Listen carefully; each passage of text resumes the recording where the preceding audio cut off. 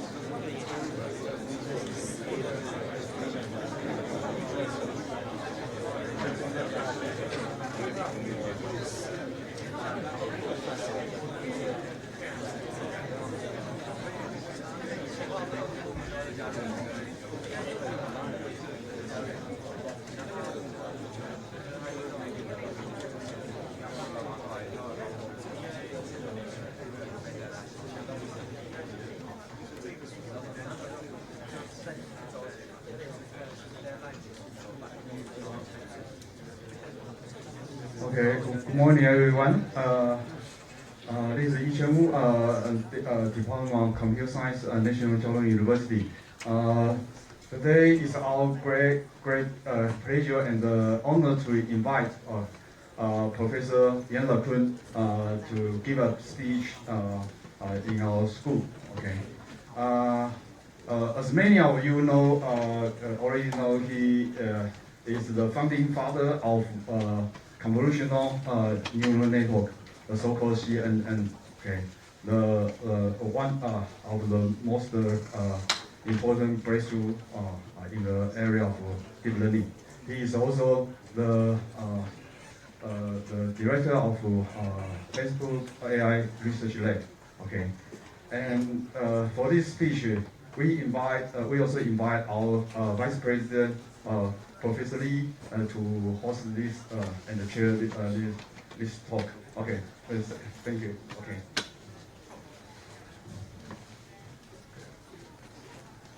Professor LeCun, Professor Wu, Professor Kong, Dean Tang, and expert in artificial intelligence,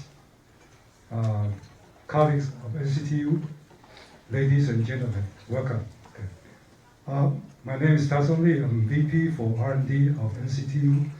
It is our great pleasure to have you here for this event.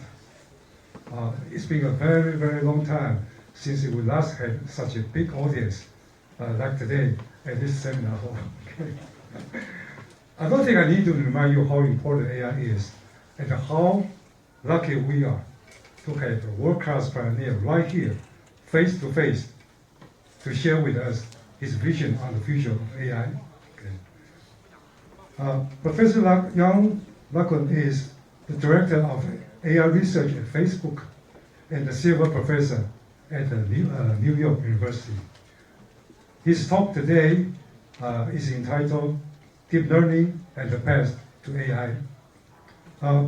Professor LeCun received a EE diploma from ESIE Paris and a PhD in computer science from UPMC, also in Paris. He was head of the image processing research department at AT&T Labs Research and the founding director of the NYU Center for Data Science. He is well known for contribution in machine learning, computer vision, mobile robotics, and computational neuroscience. Professor LeCun is a member of the U.S. National Academy of Engineering and the recipient of the 2014 IEEE Neural Network Pioneer Award. Okay. On behalf of NCTU, I thank you for coming here today. I would like to thank Professor Wu for organizing this wonderful event. I would like to thank the Ministry of Science and Technology for their support. Okay. Okay, now let's give our speaker a very warm NCTU welcome.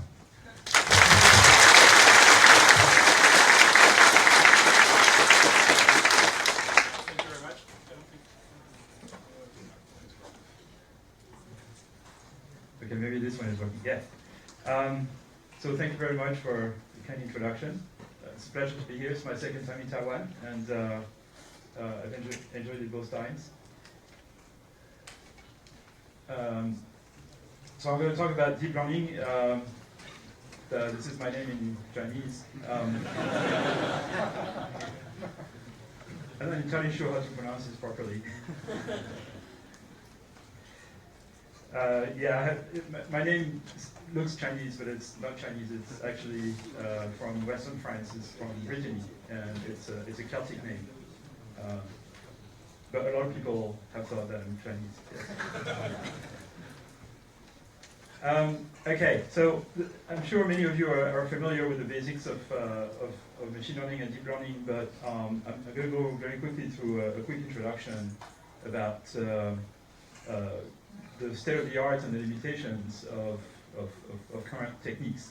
So about pretty much all the success of what we now call AI, which we didn't used to call AI, is due to supervised learning, right? So the supervised learning paradigm is a situation where we want to train, for example, a classifier to classify images of cars from airplanes.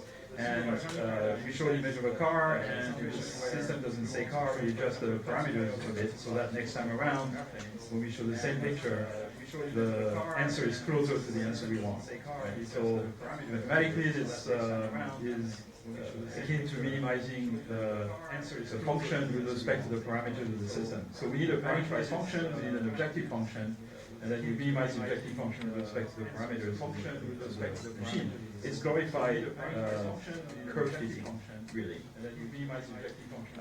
And that model of learning and classification goes back to the 50s when Frank Rosenblatt at Cornell built the perceptual machine. So at the time, this was an analog computer. It wasn't a program on a computer. It was an analog machine. And the knobs that I was symbolized on the previous slide actually were actual knobs. The weights were tunable knobs with a motor, an electric motor that would turn the knob. And that would, he's holding on the picture on the right here, he's holding a module with 8 weights on it, and each weight was a potentiometer and that. So this is really electrical engineering.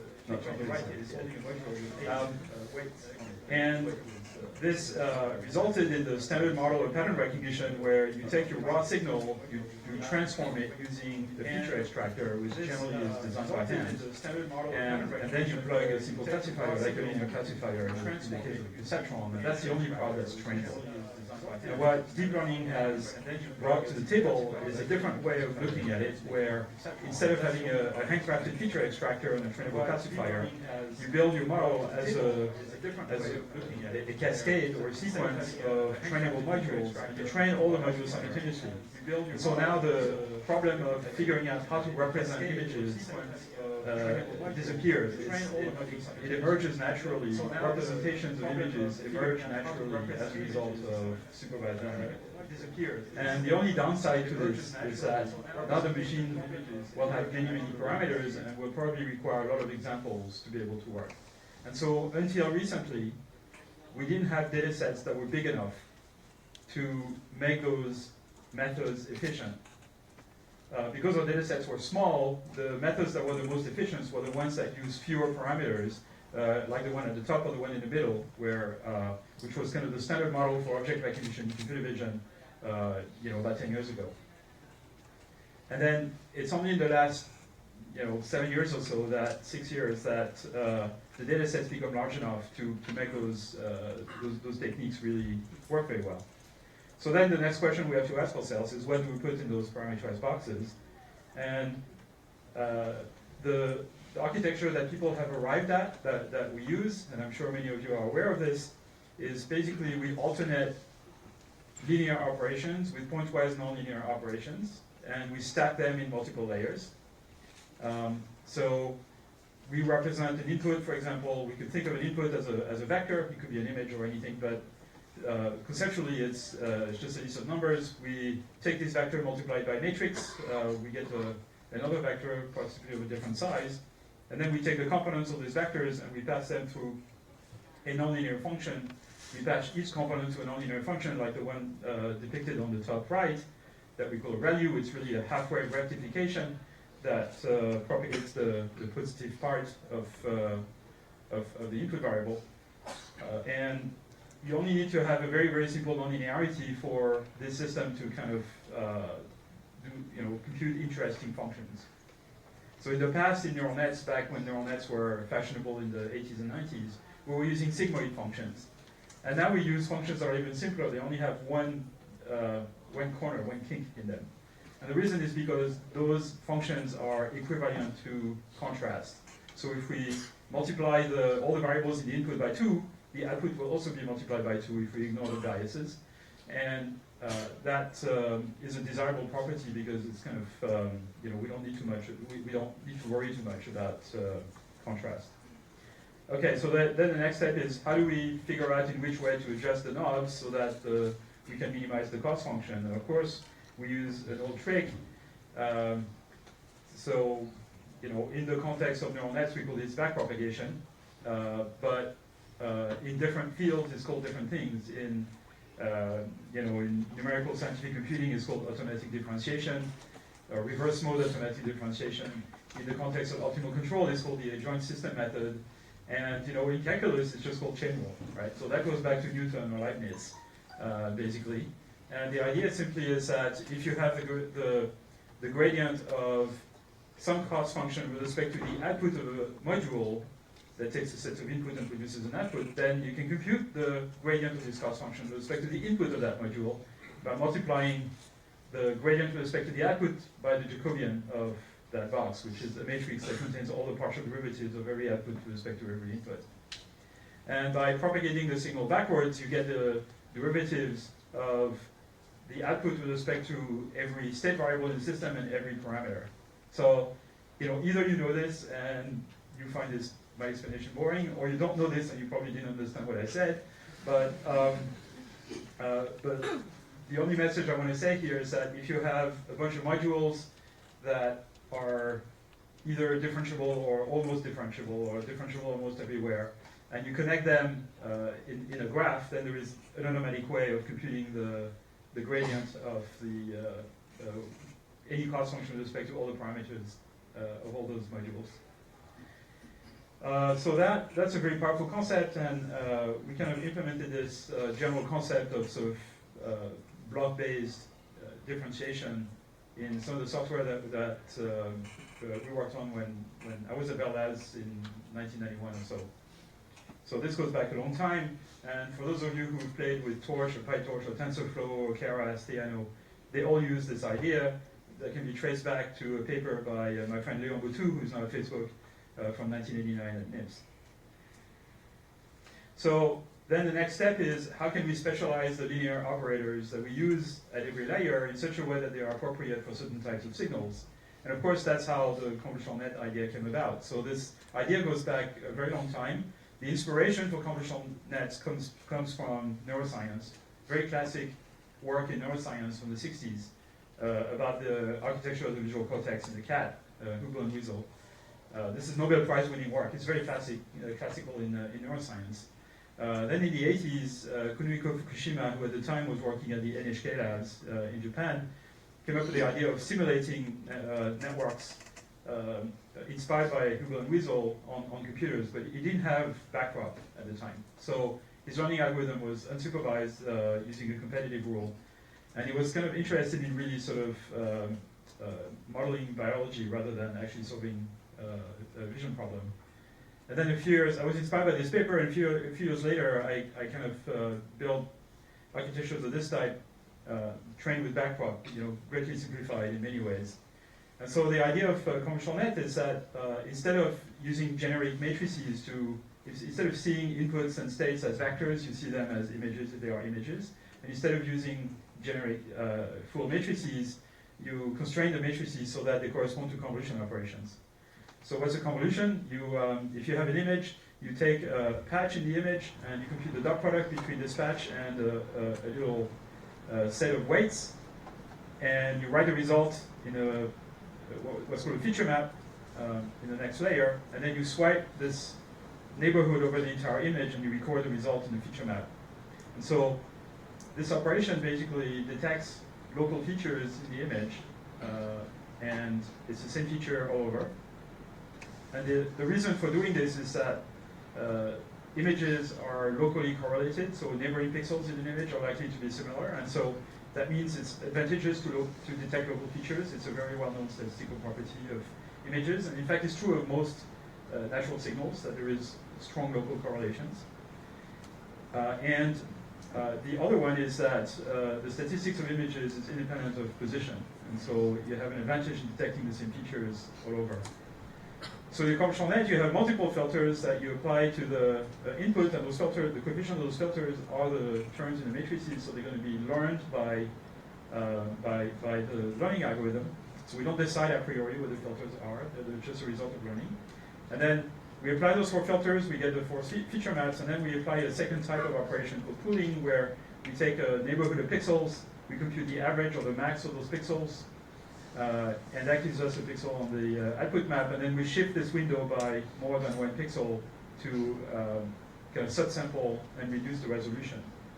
So this is a trained network that's been trained to recognize hand-written digits, and you see the input, and then the first layer, the second layer after pooling, so the resolution is reduced because of this subsampling. Then the third layer is again a set of convolutions that apply multiple filters to each of the feature maps of the previous layer and add them up. So they detect combinations of features from the previous layer, if you want. And then it's pooling again, and then another set of convolutions. And by the time you get to that layer, the representation of the image is very global. invariant to a lot of transformations, or smooth with respect to transformations, and delocalized, and much easier to manipulate for a classifier. So this works really well for recognizing digits. In fact, it'd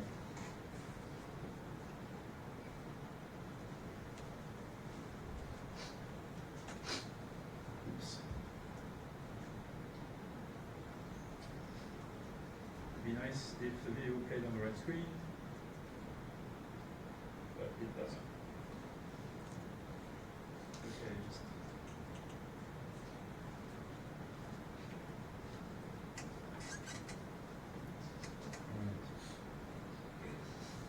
okay, so this is a, let me go back. It's a younger version of myself with an old 386 computer, and this is my phone number in Homedale, New Jersey at Bell Labs. I hit a key, and there's a video camera that captures the image. It goes through this 386 computer that ships it to a DSP card. This was running on a special card with a floating point DSP that was also manufactured by AT&T. And it can recognize those characters relatively quickly. This DSP was capable of 20 megaflops, which at the time was unbelievably fast, but now is about, I don't know, a million times slower than when you can have in your PC with a couple of GPU cards. And so pretty soon, this is Donnie Henderson who actually put that system together, and Rich Howard, who was the lab director. And pretty soon we realized we could use the system to not recognize a single character, but recognize multiple characters without segmentation. And this was really crucial because it's very difficult when you have characters that are written without breaks in them to be able to isolate them a priori. And so it's nice to be able to recognize the characters even if they touch. So in this example, we kind of show that the system is able to kind of put together the strokes without anybody sort of a priori segmenting the characters. And this works. This is what people now call a fully convolutional net. I just call this a convolutional net, but basically the idea is that every layer is convolutional, including the top layers. And so you can shift the input image and apply it to multiple windows on the input, and you get a response for every window. And then you have to interpret the output so as to kind of figure out how many characters there are and everything, and it's very simple to do that. So now we use this a lot for object detection and segmentation in images. And then soon thereafter, this was around 1991, 1992, and soon thereafter we figured out that we could build a whole system to read character strings, for example, checks. This was deployed around 1994, 1995. Between 94 and 96, the first deployments of this were in automatic teller machines, where you could deposit a check and you would read the amount on the check. And then it was soon deployed in large check reading machines that are used by banks. And by the end of the 90s, the systems of this type, using convolutional nets, were reading on the order of 20% of all the bank checks in the US. So it's a big, large-scale deployment of neural nets, probably the first deployment of convolutional nets at any scale. But by that time, by 1996, the research community had lost interest in neural nets. And much of the machine learning community was working on other things. And so in fact, there was, even within our group, there were, in the 90s, there were kind of three main areas that people were working on in machine learning. One was neural nets, one was kernel machines, supervector machines, and things like this. And the third one was graphical models, probabilistic graphical models. And so within our group, you have to realize that convolutional nets and supervector machines were invented in the same group in our department at Bell Labs within 2 years of each other and within 2 offices of each other. And the gentleman here in the back is Vladimir Vatnik. He is one of the inventors of supervector machine, together with Isabelle Guillon and Bernard Poser. And this is Larry Jekyll. He was our department head at Bell Labs. And this is Léon Boutou, who's a longtime friend and collaborator, who also was in our lab at the time. And in 1995, Larry Jekyll and Vladimir Vatnik made a bet. In fact, they made 2 bets. So the first bet was Jackal bets one fancy dinner that by March 14, 2000, people will understand quantitatively why big neural nets working on large databases are not so bad. Okay, because there was no real theory about of the type that Vapnik likes that explain why neural nets work so well. You know, there's bounds for supervector machines, but not for neural nets. I mean, there are bounds for neural nets, but they're not very useful. Vapnik bets one fancy dinner that Jackal is wrong. But if Vapnik figures out the bounds and conditions, Vapnik still wins the bet. So this was an incentive designed by Larry to convince Vladimir Vapnik to work on the theory of neural net. It didn't work. And there was a second bet. Vapnik bets one fancy dinner that by March 14, 2005, remember this was 1995, no one in his right mind will use neural net that are essentially like those used in 1995. Jackal bet one fancy dinner that Vapnik is wrong. So the first bet was won by Vapnik, and the second bet was won by Jackal. And there was no dinner in 2000, but there was a dinner in 2005. You know, I was the witness of this bet. And because they each won one and lost one, they shared the bill. And Léon Boutou and I just enjoyed the dinner.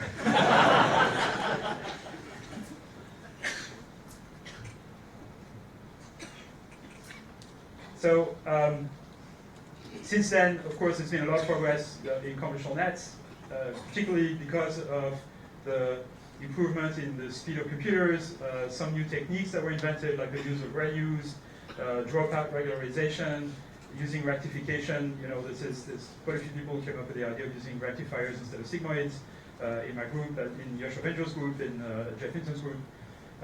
And you know, that resulted from deliberate effort by Yoshua Benjo, Jeffrey Hinton, and me. So Yoshua Benjo is at the University of Montreal, Jeff Hinton at the University of Toronto, also at Google, and myself at NYU. In the early 2000s, we got together and decided to make an effort to convince the community, the machine learning community, that neural nets actually work, that the whole idea that neural net didn't work was wrong. And sometimes I call this the deep learning conspiracy, but it's not a conspiracy because, you know, everybody knew about it. But it was very difficult at the time to publish any paper on neural nets. They would not get accepted in major conferences. And so we kind of started our own little workshops, and we got our students to meet, and we organized summer schools and everything. And by 2006, 2007, we started having a big enough community that we could start actually submitting papers to conferences, and the papers would be sent to other people in the community, and the domain started taking off. And then we realized we needed to run this on GPUs because they were much more efficient for running this. A number of people in the community realized this at the same time. And by that time, large data sets in computer vision started appearing. And so in 2012, Jeff Hinton and his group, Alex Krzyzewski and Ilya Sutskever, were the first to have a good implementation of convolutional nets on GPU. And they started to apply it to the ImageNet data set that had just become available. And they won the competition in 2012, as many of you are aware of, and got extremely good results, about half the error rate as what people were getting before. Using a very deep neural net compared to what we had before. Our typical convolutional net in the past had 7 or 8 layers. Their network had 15 or 20 layers. And was much bigger, with about 1 billion connections, or maybe 10 million parameters, or 100 million parameters. And really, what makes convolutional net interesting, you know, there's all kinds of theory that tell you that if you have a neural net with 2 layers, you can approximate any function with 2 layers. And therefore, if you're a theorist, you say, why would you need more than 2 layers? Like, say, in the supervector machine. Supervector machine is basically a 2-layer machine. But the answer is that there's a lot of functions that are very difficult or very expensive to implement with just 2 layers. So allowing yourself to use multiple layers allows to represent many more interesting functions more efficiently, particularly the ones that exploit the compositional structure of the real world. The real world is compositional. You know, objects are composed of parts, parts are composed of motifs, motifs are composed of edges. And then, you know, you can go down. In physics, it's the same, right? Objects are composed of parts, and parts are composed of materials, and materials are composed of molecules, and molecules of atoms, and atoms of particles. You know, the real world is compositional. And what that means, you know, is true of text also. You know, you have letters, syllables, words, and sentences, text, etc. This kind of compositional hierarchy exists everywhere in the world, and what our brains can grasp are compositional hierarchical structures. And so that's why you need a hierarchy in those systems to capture the same sort of structure where at the low level you will have detectors that detect very simple motifs like oriented edges or contrast, and then combinations of those a couple layers up will form motifs like circles or corners or gratings or things like this. And then you go a few more layers up and you get combinations of those that occur in the real world that correspond to parts of objects, and those are visualizations of particular input shapes that will maximally activate a particular detector in the convolutional net. This was produced by Matt Zieler and Rob Fergus. Rob Fergus is a colleague at NYU as well as at Facebook. And then in the last few years, we've seen an inflation of the number of layers in those convolutional nets. So starting with in 2013 competition where both Google and Oxford University came up with convolutional nets that had very, very small filters but had many, many layers, say 20 layers. Google Net actually had, this is kind of a play on words with the name that Larry Jackal gave to my networks. They call them LeNet. I didn't use it. I didn't quote that name. That was Larry Jackal's idea. And then more recently, Kai-Ming He, who at the time was at Microsoft Research Asia in Beijing, came up with the idea of ResNet. So ResNet is a type of convolutional net architecture where pairs of layers or triplets of layers compute sort of the nonlinear part of a function. But by default, if those layers don't do anything, there is a bypass connection that basically makes the layer compute the identity function. And this is good because it allows the system to be fail-safe. So if a few layers don't learn properly, they basically disappear. The layer becomes transparent, just becomes the identity function. And that allows you to stack many, many, many layers without risking having the learning algorithm fail. And so that's called the residual network architecture. Kai-Ming He is actually joined Facebook. He now works at Facebook Research in Menlo Park. And so this has, he came up with networks that have 150 layers or something like this, and they work really well. And the more layers you add, the better they work. And then more recently, oops, this is the wrong name. There's another idea, DenseNet. So this actually not Kai-Ming's work. It's by a group of people from Facebook, Lawrence van der Matten, and some collaborators from Cornell University came up with the DenseNet architecture, which is sort of a variation of ResNet, where you have connection that can skip multiple layers and sort of bypass a set of layers, and then you stack them, multiple ones of them. So another progress, I'll come back to this, and another progress that occurred is that we can parallelize the training of those networks in a very major way. And whereas it would take, it took Alex Krzyzewski maybe 2 weeks or 3 weeks to train his original network on a couple of GPUs. GPUs have improved a lot. NVIDIA has started to build GPUs that are more appropriate for neural net type training, for deep learning. And at the same time, we can now interconnect multiple machines with very fast networks that can be parallelized. And so if you are lucky enough to have machines that are connected on a fast network, so you can use 256 GPUs in parallel, you can now train a ResNet network on ImageNet in an hour. And that's pretty amazing. It's not very efficient, though. It's not a very efficient use of the GPUs, but it's really fast. So when you need a result fast, it's good. Going back to DenseNet, the advantage of DenseNet is that it's more compact than ResNet, and in fact there is a way to make it even more compact that basically is sort of a multi-scale ResNet or DenseNet where you have the same network at multiple resolution, and whenever one of the networks produces a high-scoring answer, you stop the computation. And so it's kind of a dynamic computation that for simple objects will require a small amount of layers and low resolution, and we give you an answer really quickly. And you stop the computation there, and if the image is ambiguous, then you kind of keep computing the layers and the various scales, the higher scales, until you get a high score, until you run out of layers. And the result of this is that you can, on average, get results for the same performance as ResNet about 2.6 times faster, which is very interesting when you're a company like Facebook. Facebook receives on the order of 1 billion to 1.5 billion photos per day. So there's 2 billion users on Facebook, and they upload about 1 billion photos per day, or 1.5 billion photos per day. Every single one of those photos goes to 4 convolutional nets within 2 seconds. So one is used to tag the image with several thousand different tags, the presence of common objects, the nature of the image, etc. The second one filters objectionable content. The third one basically generates captions for the image, which is good for the visually impaired. So if you're blind and you want to get an idea of what's in the picture that's posted by your friend, you can get a textual description or voice description.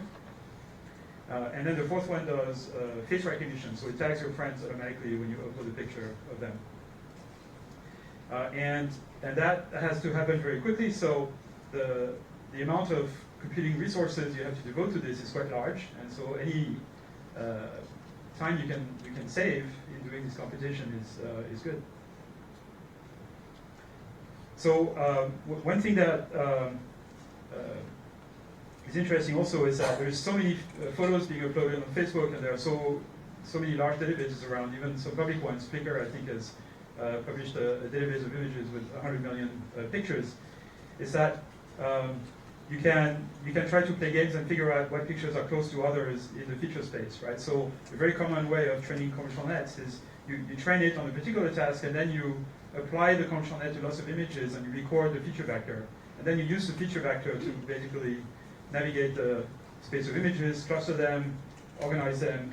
And so here's an example where we used a library that was recently developed at Facebook AI Research called FICE. So this means Facebook AI Similarity Search. It's an open source library that you can use, and it's an extremely fast nearest neighbor, essentially. So you give it 1 billion vectors, you let it crunch on an index for it, and then when you ask the system what are the 1,000 vectors closest to this particular vector among the collection of 1 billion, it will give you the answer like that, very, very quickly. So it allows us to build the nearest neighbor graph on a collection of images, maybe 100 million images, and then you can ask the question. So what is stored here is the feature vector coming out of the convolutional net for every image in this data set, and you have the graph of nearest neighbor. So you can ask what path among images will take me from this flower to that flower with the shortest path, or what path will take me from the dog in the upper left to the cat in the bottom right, by sort of continuously, by finding images that are as close to each other as possible, and sort of continuously vary from, a dog that kind of looks like a cat to a baby cat that kind of looks like a dog, and then to an actual cat. And fast nearest neighbor is a very useful basic technology for a lot of those things in indexing, in search, etc.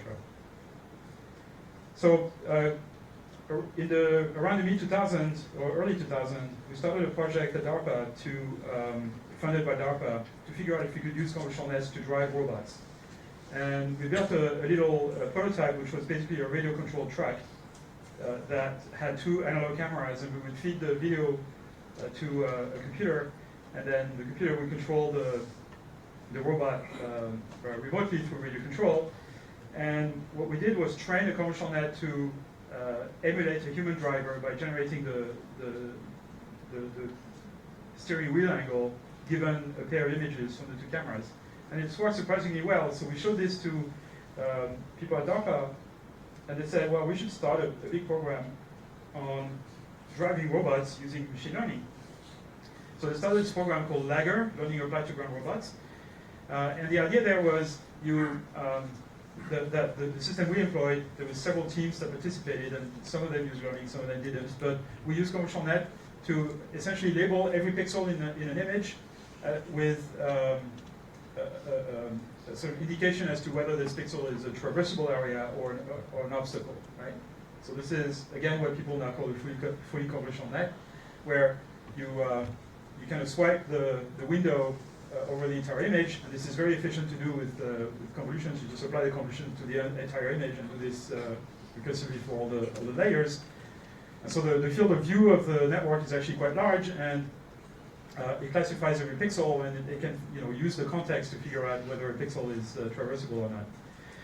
And it's trained using data, labeled data, collected from stereo vision. So for pixels that are nearby, within 10 meters or so, we can run a stereo vision algorithm and figure out if the object sticks out of the ground or is on the ground. And so that generates labels. And with those labels, we train the convolutional net supervised. But there is no human intervention. It's all automatically collected labels.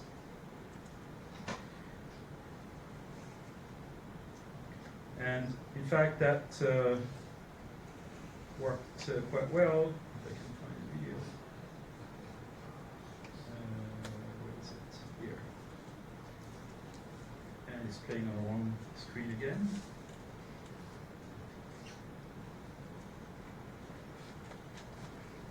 So this is the robot I'm talking about here. It has 4 cameras and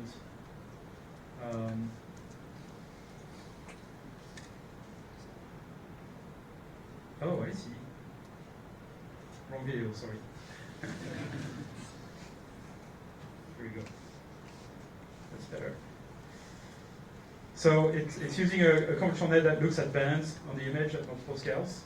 And it's got, in fact, 3 vision systems, a low resolution, fast, stereo, short range system that looks only about 2.5 meters, another stereo system that works at about 1 frame per second, and then the convolutional net that is for long range vision also works at about 1 frame per second. And then all of this information gets placed in a map, which has this kind of funny hyperbolic mapping, and then we can do a planning in the map. The map is centered on the robot. And the robot trains itself as it runs. So as it runs, it collects stereo labels, and it keeps training itself. So this is sort of accelerated twice. This is Pierre Samanet on the left and Raya Hetzel on the right with the hand. They are the 2 students who basically built the software for this system, the basic software. They're pretty confident the robot is not going to break their legs because they wrote the code. Raya Hetzel is now head of the robotics group at DeepMind, and Pierre Samanet is at Google Brain, also working on robotics. So soon we realized we could use this not just for off-road robots with only a few categories, but we could apply this to images of scenes in streets where the number of categories that you might want to distinguish is larger. In this case, it's 33 categories. So it's things like roads, cars, pedestrians, sidewalk, buildings, vegetation, the sky, etc. This is called semantic segmentation, where you're labeling every pixel with the category that it belongs to. So this work was done around 2010 or so, 2009, 2010. And this is what it looks like. So this was a fairly shallow convolutional net at the time, because we didn't have the GPU implementations. But eventually, once we trained it, we implemented it on a FPGA, which was able to run this network at about 20 frames per second.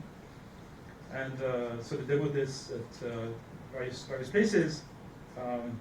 Eventually, an ASIC was actually designed around the same design that we used, the architecture design that we used for the FPGA. This was called the NewFlow architecture. The ASIC didn't work actually, but it wasn't fabricated properly. So this was not perfect. There's a lot of mistakes here. This is the middle of Manhattan, and it thinks this is a desert, so it's not entirely appropriate. But this is actually in the middle of the NYU campus. This is Washington Square Park in Manhattan. But at the time, this was the best system of its kind. It was, even on the CPU, it was 50 times faster than the best competitor. And the performance was better, the accuracy was better. So we submitted a paper to CVPR, and it was rejected. This was CVPR 2011. And the reason it was rejected was that people had no idea what a convolutional net was at the time. This was only 6 years ago. And they said, well, basically, we don't believe that a method we never heard of can work so well. What is a convolutional net? And so And so the funny thing is that, after only 2 or 3 years later, now you cannot actually get a paper accepted as CVPR unless you use commercial nets. And so it's been a very quick revolution, and I've never seen this before in technology, that people from one day to the next switch from one technique to another like this.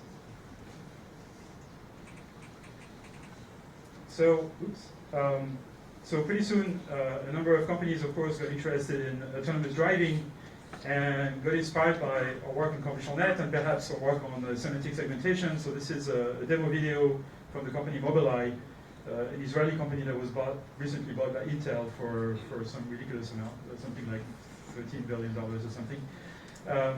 And they're one of the big contenders for vision systems for self-driving cars. Another big contender is NVIDIA. And our lab at NYU is actually collaborating with NVIDIA on a number of projects for autonomous driving. And recently NVIDIA put out a little video. This is actually about 1.5 years. Oops. I keep clicking on the wrong video. Here we go.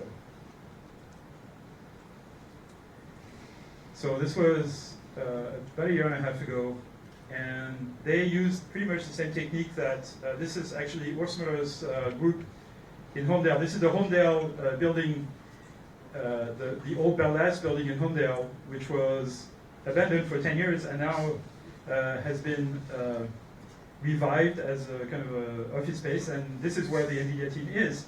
And the NVIDIA team, so this is before the thing was properly trained, okay? So it's still learning, not working very well. And after 3,000 miles of learning and about a month of tweaking around, this is Urs Müller, so he's a former colleague from Bell Labs. He's the one also who participated in this Lager project with us, and eventually he sold his company to NVIDIA, and now he's one of the people at NVIDIA working on the autonomous driving. And so he has his car driving on the highway, in side streets, under the rain. It works at night. It works also on narrow streets and dirt roads. It works pretty well. They're making very fast progress also with this, and all of this runs on one of the small NVIDIA platforms. So NVIDIA is really interested in this kind of applications, and I'm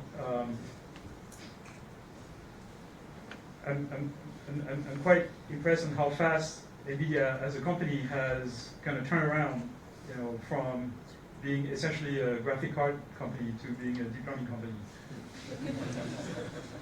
Very impressive.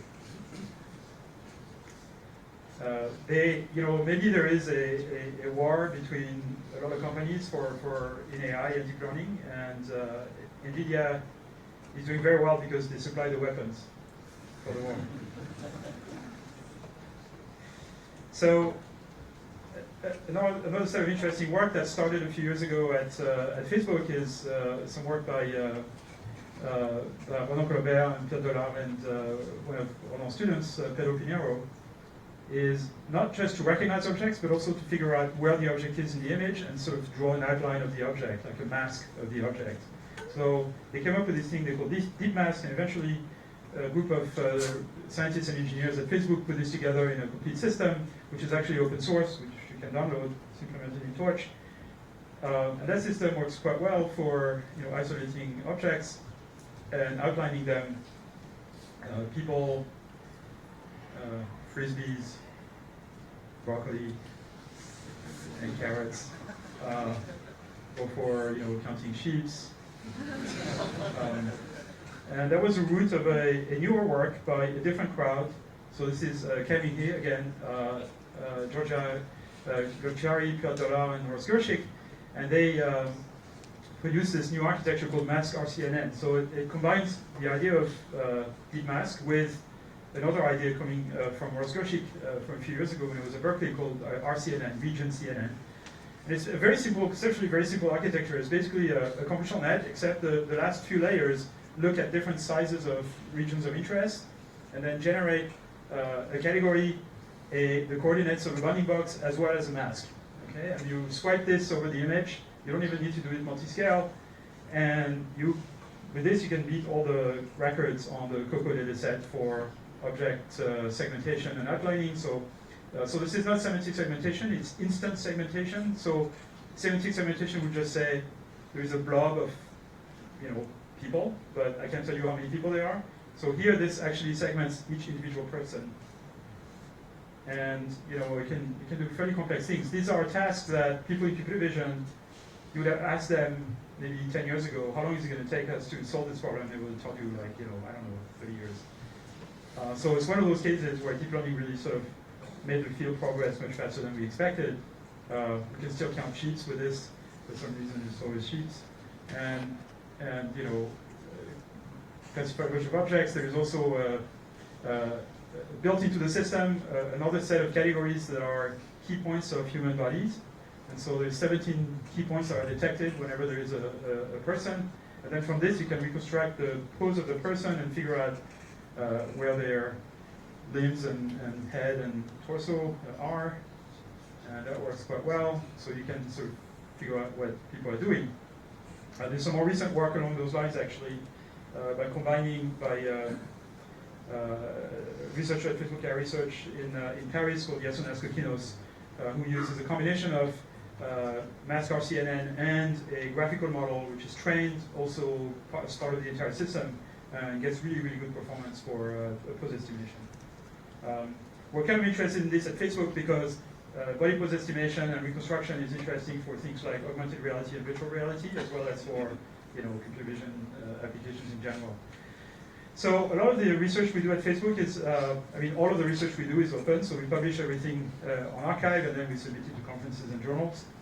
So if you are, I'm sure if you are involved in deep learning, you are very used to the process of watching archive every morning and figuring out if someone has published a paper on the stuff you were just working on right now. It accelerates the progress of science, but it makes the process of scientific publication a little noisier and messier, but faster. So the image I have is that some of you may know the difference between batch gradient and stochastic gradient, right?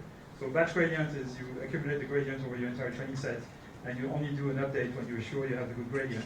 Whereas stochastic gradient, you just take one sample, a small group of samples, and then you make an update as soon as you can. And it's noisy, there's fluctuations, but it converges faster.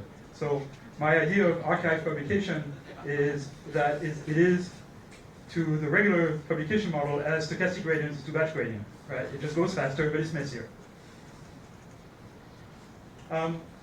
So we release a lot of our code in open source. There is an address on GitHub here, github.com Facebook Research, where there's a lot of projects that came out of Facebook AI Research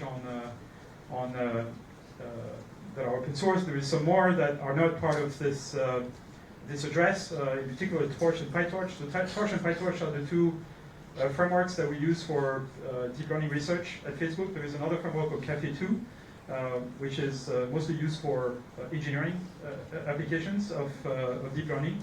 And we're working on something that kind of merges the two at the moment. And so PyTorch is very flexible, very easy to use. It deals with dynamic compute graph and things like that. It's used by many research groups across the world.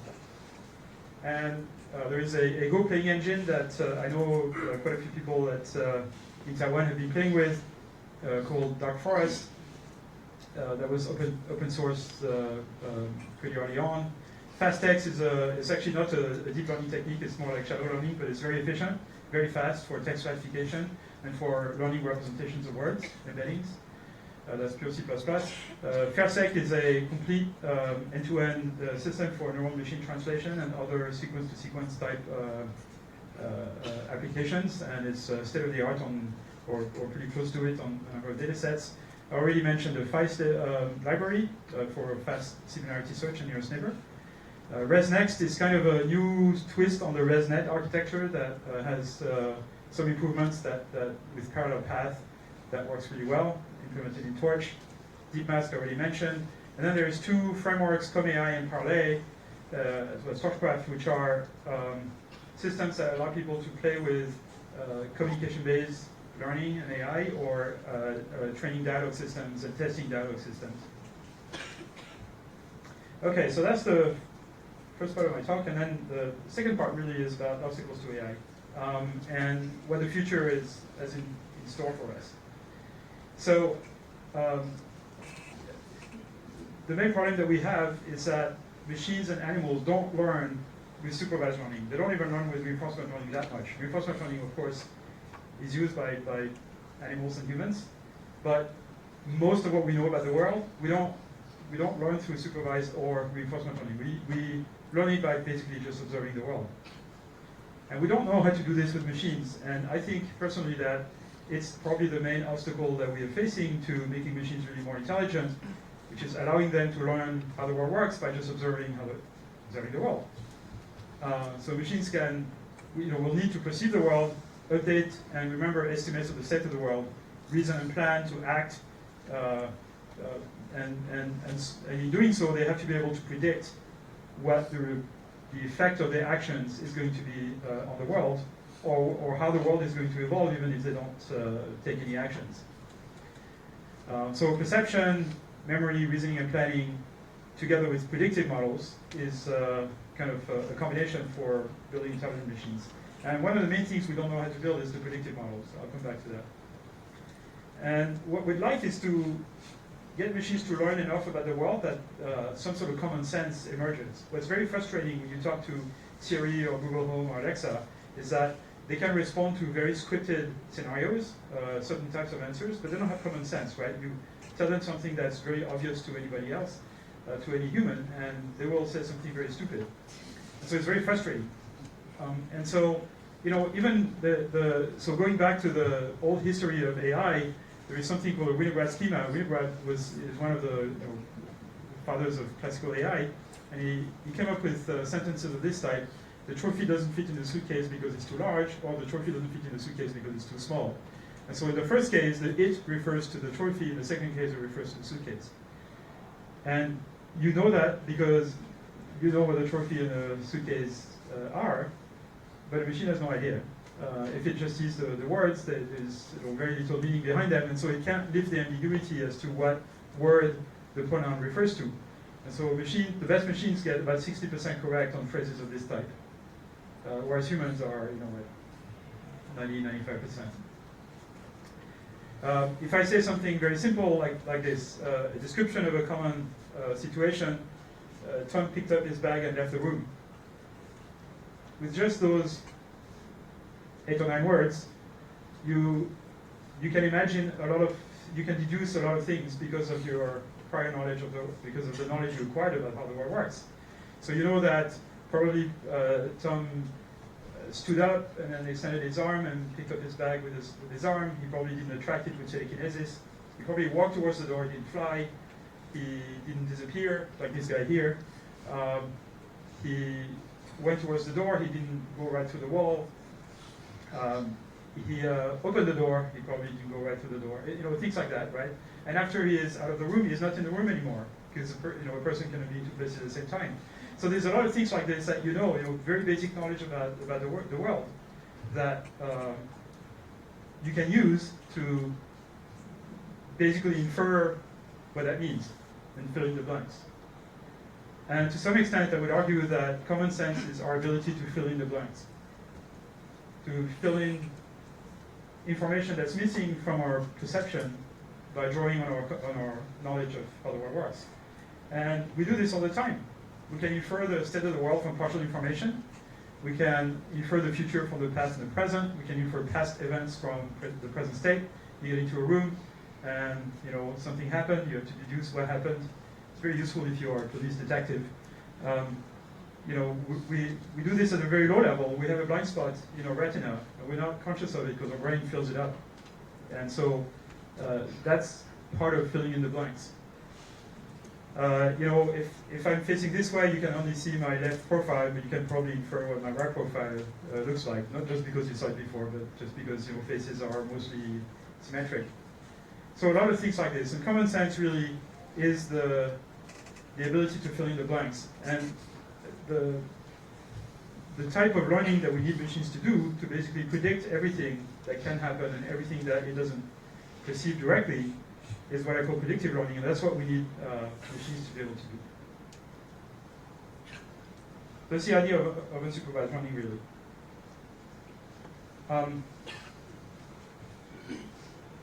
And so if you look at the amount of information that you ask a machine to predict, or the amount of information you give a machine at every trial of a learning process, you can sort of look at the three types of learning that we use in machine learning: reinforcement learning, supervised learning, and unsupervised learning, and sort of try to estimate how much information you give to the machine every time. So in reinforcement learning, every time the machine makes a trial, which could be a whole sequence, it gets a scalar value that tells it whether it did well or not.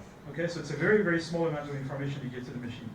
And therefore, the consequence of this is that the machine will have to try many, many, many, many trials before it learns anything, right? So if you want to train a machine to play Atari games or Go, it will have to play millions of games before it plays well. It will play well in the end, but it will have to train this millions of times. So that works for games, but it doesn't work in the real world. Because in the real world, you cannot run the real world 4 million times. You cannot run the real world faster than real time. That's the problem with the world. Maybe it's a good thing about the world, I'm not sure. Then supervised learning, you tell the machine the correct answer, and so you're giving it a lot more information, but it's still a very small amount of information, right? It's a few bits if you are asking it to classify 1,000 categories. So you'll need fewer samples to train the machine to do anything than in reinforcement learning, but still quite a lot of samples.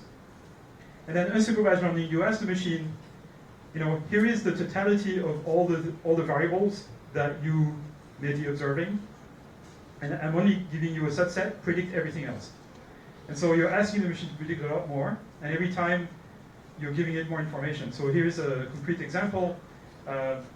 You give a machine the present state of the visual world, a few frames of video, for example, and then you ask it to predict the future state of the world. So maybe a frame in the video in the future. And there's a lot you can learn from this. So for example, when you're little, you move your head a little bit, and you see how the world changes. And the most logical explanation for how the world changes when you move your head is that there is the notion of depth. Right? It's the most simplest explanation for how the world changes when you move your head. Parallax motion. And so you learn about depth because your head moves. Also because you have two eyes, but that's another story. You still learn that the world is two-dimensional even if you have one eye. Okay? In fact, you even learn this even if you don't have any eyes or any vision, just because of motor control and other senses. Before the age of 5 months, you learn that if there is an object and the object is hidden behind another one, it's still there, it still exists. So the notion of object permanence, you learn that about the age of 5 months. The fact that this quantity of water and that quantity of water are identical, you learn this also in a few months. The fact that if you have an object and you drop it, it falls. Like if an object is not supported, it's going to fall, it's not going to stay in the air. You learn this between the age of 5 and 8 months, which is pretty late, right? So all of the intuitive physics that we know, we learn when we're babies. And the amount of information we learn about the world at that time is enormous, absolutely gigantic. Everything we learn, almost everything we learn. In a university, you would think that everything you learned in the last few months at the university, right? In supervised mode by reading textbooks and listening to professors. But almost all of your knowledge, actually, you learned before you were 1 year old, okay, or 2 years old. You learn language, which is enormous. You learn social behavior. You learn intuitive physics. You learn to walk. You learn grasping. All the stuff we don't know how to do with machines, basically, you learn in the first 2 years. In fact, you look at baby cats and how they learn to, jump around and navigate in the world and play with toys and stuff like that. They are much smarter than any machine we've ever built. And so, one goals of my career perhaps is, by the time I retire, to have, built learning machines that can work as well as a cat. Or maybe I'd be happy with a rat, actually. So that led me to this certainly obnoxious analogy, which is that if intelligence is a cake, the bulk of the cake, the genoise of the cake, is unsupervised learning, the icing on the cake is supervised learning, and the cherry on the cake is reinforcement learning. And that picture has become a kind of a meme in the machine learning community now. It's kind of a running joke. A lot of people working in reinforcement learning show a picture of this cake with lots of cherries on it and stuff like that. This is actually a Black Forest cake, which actually has cherries inside. And the cherry on top is not optional. In fact, we do a lot of work on reinforcement learning at Facebook, including work by, so this is work, I apologize for the quality of the video here, but this is work by Yann LeCun and his collaborators at Facebook in Menlo Park on using reinforcement learning to have a machine play Doom. And he actually won the last competition, the Doom competition, called this Doom. We have a pretty big team also. So Yann LeCun is the same person who wrote Dark Forest, the Go player. We have a team, also Yann Dong is involved in partly in this project, working on StarCraft. So this is a much more complicated game for a computer than Go, because the action space is essentially continuous, and there is multiple timescales, there is strategy and tactics, there's partial observability, so you don't know the whole state of the game, only part of it is observable. You have to send scouts to actually figure out the state. So it's very, very challenging, and it's going to take years, I think, before we have good StarCraft bots. But here is an important point that Rich Sutton, one of the grandfathers of reinforcement learning, figured out a long time ago. And he's not the only one. There's a lot of people who think this way. He said he was proposing an architecture called Dyna, and he says in his paper from 1991, the main idea of Dyna is the old common sense idea that planning is training things in your head using an internal model of the world.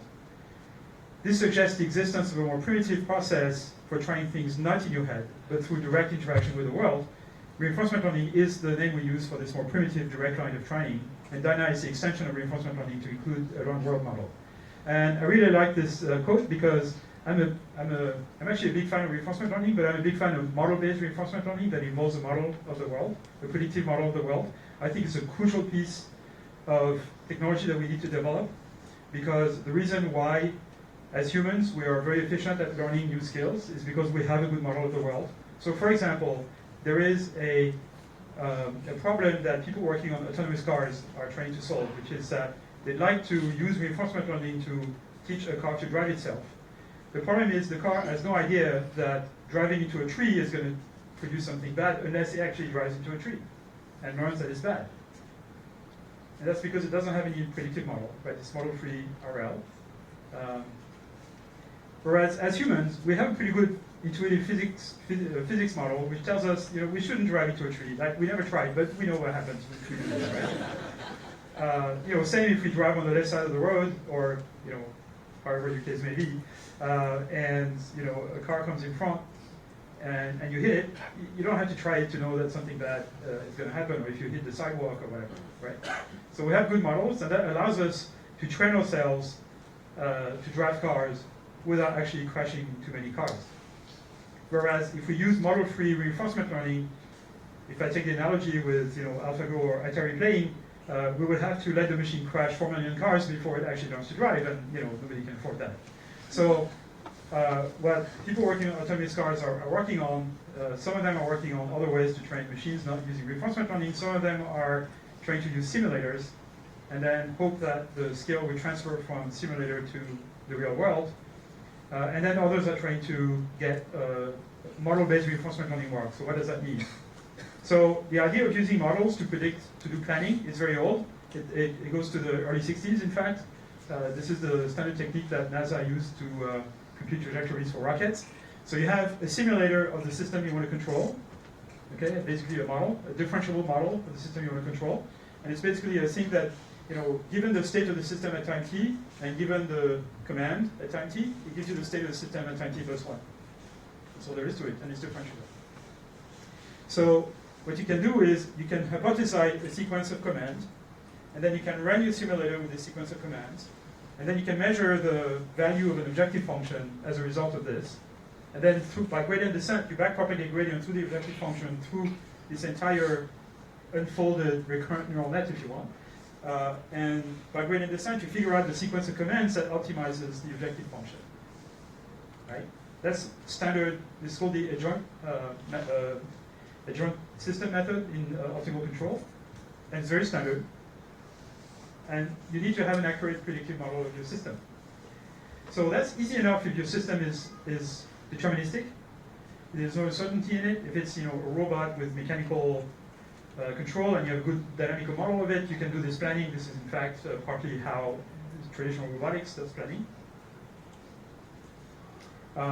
But the main problem is that the real world is not entirely predictable.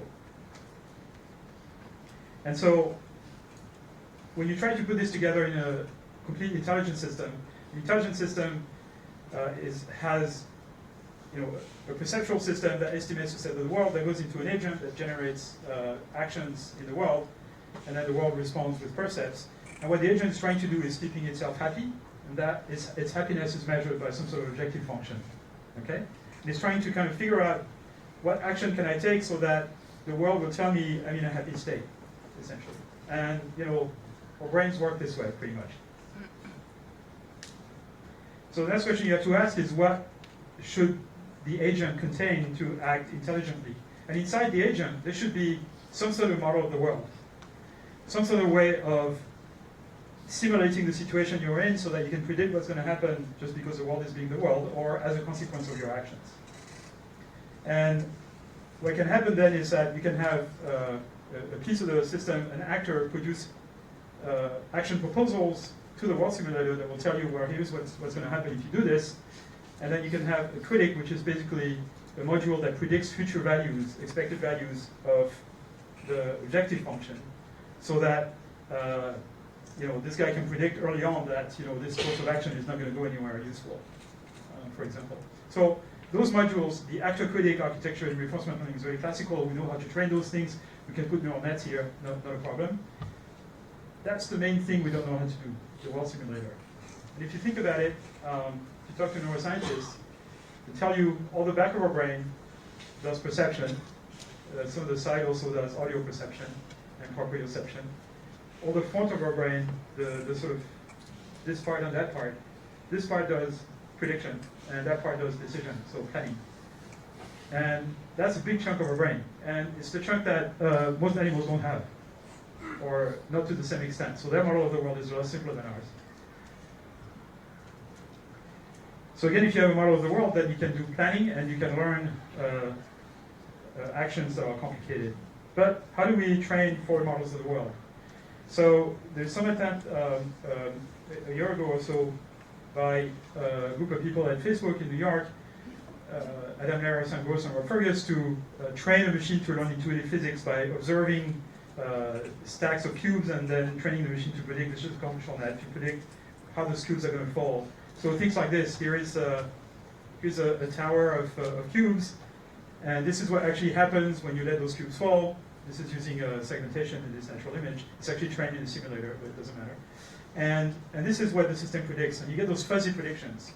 You get those fuzzy predictions because it's not possible to exactly predict where those cubes are going to fall, and so the system predicts kind of the average of all the things that could have happened. Let me skip this. I just want to mention that it would be very useful to also have a predictive model of the world, to train systems to hold dialogues with us. So if I say a few words like this, Mary went to the hallway, John moved to the bathroom, Mary traveled to the kitchen, where's Mary? And the system answers the playground, and you tell it, no, that's incorrect. If the machine can predict, you're going to say that's incorrect, then you've partially solved the problem, right? So prediction is an essential piece for dialogue. And in fact, there is some work at Facebook by Jason Weston and his collaborators on a data set called Wikimovies, where there is this kind of dialogue. It's collected on Amazon Mechanical Turk, with people talk and exchange things about movies. And he's trained different systems using sort of black box optimization or reinforcement learning to train the dialogue systems to do a good job at this, or using a predictive model that kind of tries to predict what the person is going to say next. And if you use the predictive model, the performance is much better, much faster than if you use kind of model-free learning system. So that's the question of how you train those models.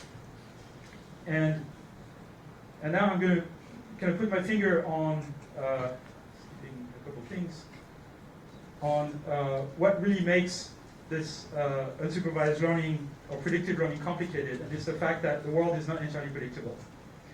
And there's one idea that popped up in the last couple of years called adversarial training, which I think is a very interesting approach to this. I've said, I'm on record saying it's the most interesting idea in machine learning in the last 10 years, and I think it's true. Maybe we'll find something better in the near future, but for now it's a really interesting technique. And it deals with uncertainty in prediction, essentially. So let's imagine a situation where what you want is train a machine to predict what's going to happen in the world, and it's observing past frames in a video. Okay, so X is a set of frames from a video, and you ask it to predict the next frame or the next frames. And it has access to a source of random vectors. Okay, so that's called a generator, and it produces a point, and depending on the value of this random vector, it produces a point, let's say here.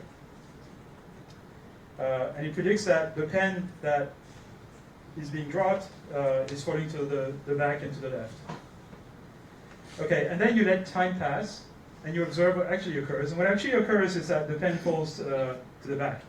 Okay, you could think of this as another point in that space. And frankly, all of those possibilities of the pen falling in all directions are all plausible. And you can't really determine which of those is going to occur because you don't have a good enough perception to do this, and you don't know the state of the person with the finger.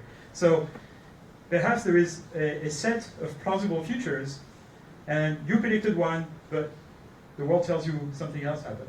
You want to punish the machine for making the wrong prediction here because the prediction it made is plausible. So what you'd like is an objective function that tells the machine, okay, you got it wrong, but technically you were right, and I'm not going to punish you for it. And so you'd like a machine to tell if you are on the manifold of plausible futures, or if you're outside. If you're outside, you want to make it pay, right? It's only if the prediction is outside of the set of plausible futures that you want to make it pay. The problem is that you don't know the nature of this manifold here. You have to learn that too. So now what you need to do is have two neural nets, one neural net that learns to predict, and another neural net that learns the objective function that the first neural net needs to optimize. And that's the idea of adversarial training. So there's going to be one neural net, and the neural net, the second neural net that learns the objective function, is going to compute a function that looks like this. So in the space of all possible predictions, which, for example, would be this set, it would learn a contrast function that takes low values on those points and higher values everywhere else, and that's kind of a depiction of this function being learned, if you want. And that's really what adversarial training is. So you have two neural nets. You have a generator, which is the one at the bottom left here. So it gets the past, it gets a source of random numbers or random vectors, and it makes a prediction. And then you have the real data set, which gives you what actually occurred in this video. And then you have the discriminator, and when the discriminator is shown something from the real world, it trains itself to produce a low value. Okay, it's one of those blue points. That's what actually happens in the world. And then whenever the generator produces a prediction, which of course initially are bad, it's going to generate those green points that are outside of the blue points, and the discriminator is going to train itself to produce a high value. Okay, so as you show more samples, this contrast function computed by the discriminator starts taking shape and kind of curving up. But then the way you train the generator is that if the generator produces a green point that's here, it gets the gradient of that function with respect to its output.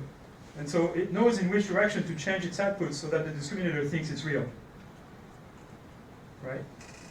And so you get those two networks training at the same time, the discriminator discriminating between real and fake, and the generator training itself using the gradient from the discriminator to generate points that the discriminator can't tell are fake.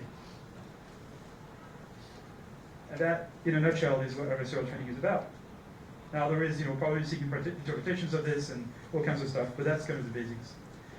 And there are sort of various ways to formulate this. These early results that really got people to realize that adversarial training really worked for generating bedroom images. These are completely synthetic bedrooms. You have a sort of reverse convolutional net, if you want. It's called a deconvolutional net. You give it random vectors on the input, and it produces images of bedrooms. It's been trained on bedrooms, essentially. And those are nice-looking bedrooms, but they don't exist. It's only low resolution. That's about 3 years old. You can interpolate between manga characters. You can do arithmetics on face images. So if you take the vector that produces the image on the left, the man with glasses, so you subtract the vector that generates the man without glasses, and then you add the vector that generates a woman with glasses, without glasses, and you do the arithmetic between those vectors, and you regenerate an image, you get a woman with glasses. That's kind of amazing. So you have this sort of compositional property of the z vector, this random vector that is drawn at random during training, but those are the kind of theories I'm not going to talk about. This is a particular form of adversarial training called energy-based adversarial training that is trained on the ImageNet dataset, and it captures the kind of local statistics of images, but not really the kind of global structure. So if you're on the front of the room, you really can't tell what those objects are. If you're on the back, you know they look nice enough.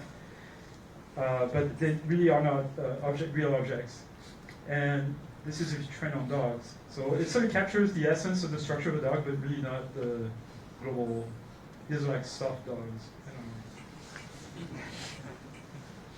So there's also a problem with adversarial training, which is that it's not really appropriate for when you want to apply it to discrete objects like text. So people have been trying to apply adversarial training to text, but it doesn't work. And we just came up with a paper on arXiv by my student Jake Zhao and collaborators from Harvard University, Sasha Rauch's group, where we train an autoencoder to represent text or images or whatever, but it works with text.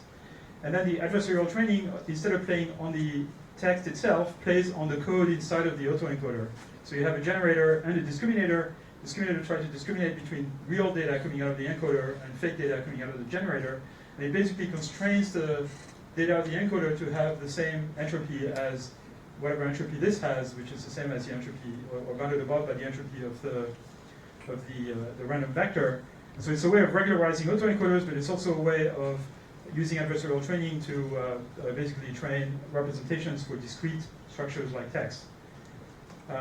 So it works like, so you can do things like reconstruct Ennis digits, which is not very interesting. You can generate digits, and the way you generate data is you plug the output of the generator into the decoder, and so you draw a random number or random vector, and you run through those two modules, and you get an image out. And so the central panel here are generated digits, and on the right is interpolation in the z space. So you can interpolate in the space of z's, and when you interpolate, you get kind of continuously changing characters. Each row is the result of interpolation between the digit on the left and on the right.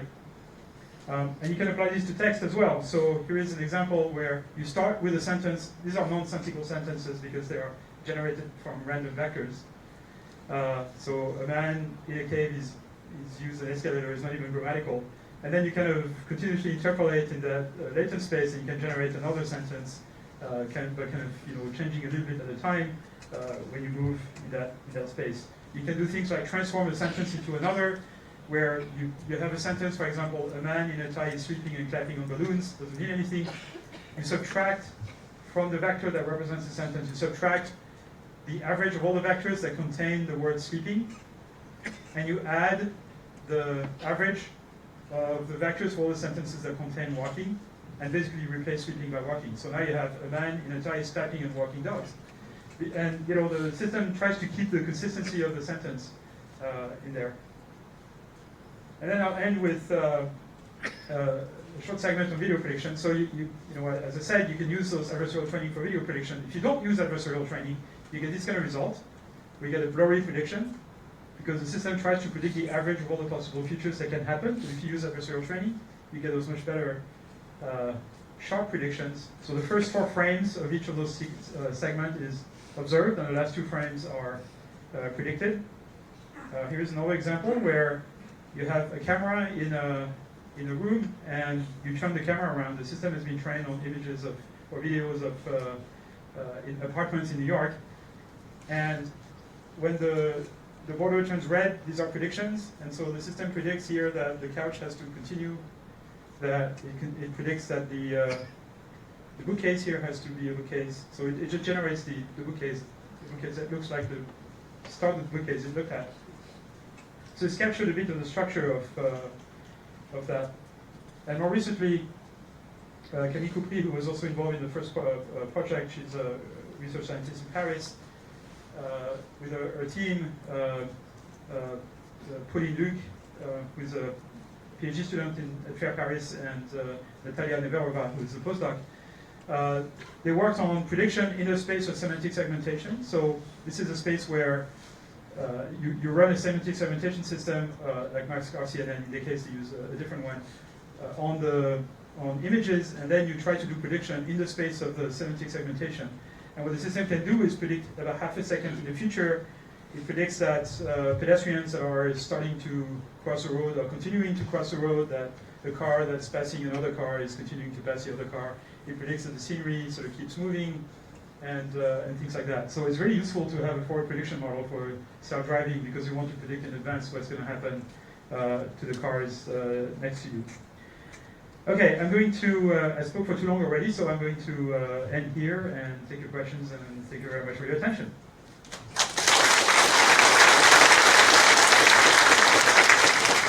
Okay, we thank Professor LeCun for his extraordinary speech. Now we open floor to questions. Okay. Any questions? Okay. Could you introduce yourself? Sure. Good morning, Mr. LeCun. And my name is Denzel, a job student of MBA at National University, National Jordan University. Facebook, Alphabet, Apple, Amazon, and Microsoft, all of these companies, all of these are most innovative and technology leading companies.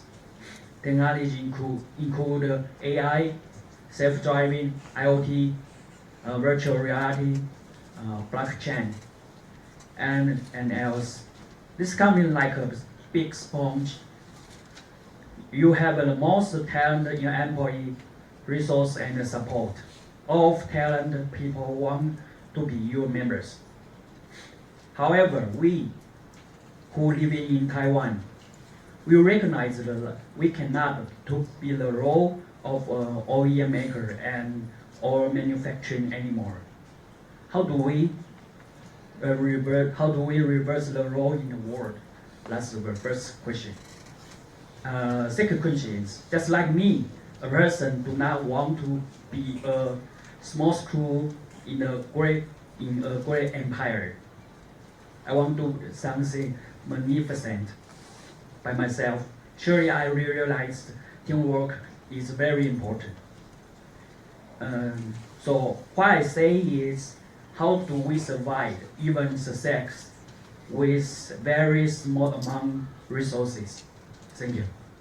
Okay, so here's good news for you. Let me tell you my story, okay? I grew up in France. I went to an engineering school, which is not a top school in France. It's a good school, but it's not a top school. I decided that I was really interested in research, so I decided to do a PhD, and I kind of stumbled on people who were vaguely interested in stuff that I was working on.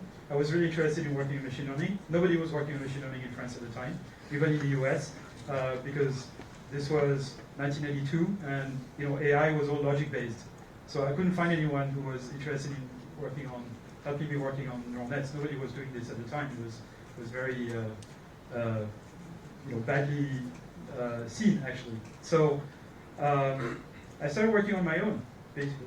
I did the equivalent of the first year of PhD, just working on my own, doing my own research, but working with I didn't have an advisor really. I was lucky enough to have some sort of scholarship, but I didn't really have a real advisor. And then I started, I had to learn how to write papers. My first papers were horrible. They're on my webpage if you want to read them. I mean, the first one is in French, but it's terrible. It had some of those ideas in it, by the way, multi-layer learning and everything. But bad methodology, terrible language, etc. And I couldn't speak English. I couldn't write English, right? So I was very isolated. And then I found an advisor who said, I have no idea what you're working on, but I signed the papers. He was not working on neural nets at the time. He started working on neural nets after I graduated, because by then it became kind of a big thing. So I started my PhD in 1983 or 1984, finished in 1987. And I realized there were people in the US who were working on similar things that had similar thought, like Jeff Hinton and Jerry Sanowski and people like that. And I met them at a conference, and I told them what I was doing. I told Jeff Hinton what I was doing, and this was before he co-authored the paper on backprop with Deb Ramahart. So nobody has heard of backprop anymore. And he realized I was working on backprop. And so he said, when you graduate, come do a postdoc with me. So, it's okay. And that's how I moved to North America, and then I was recruited by Bell Labs, and I didn't have the intention of staying in the US. I wanted to go back to France.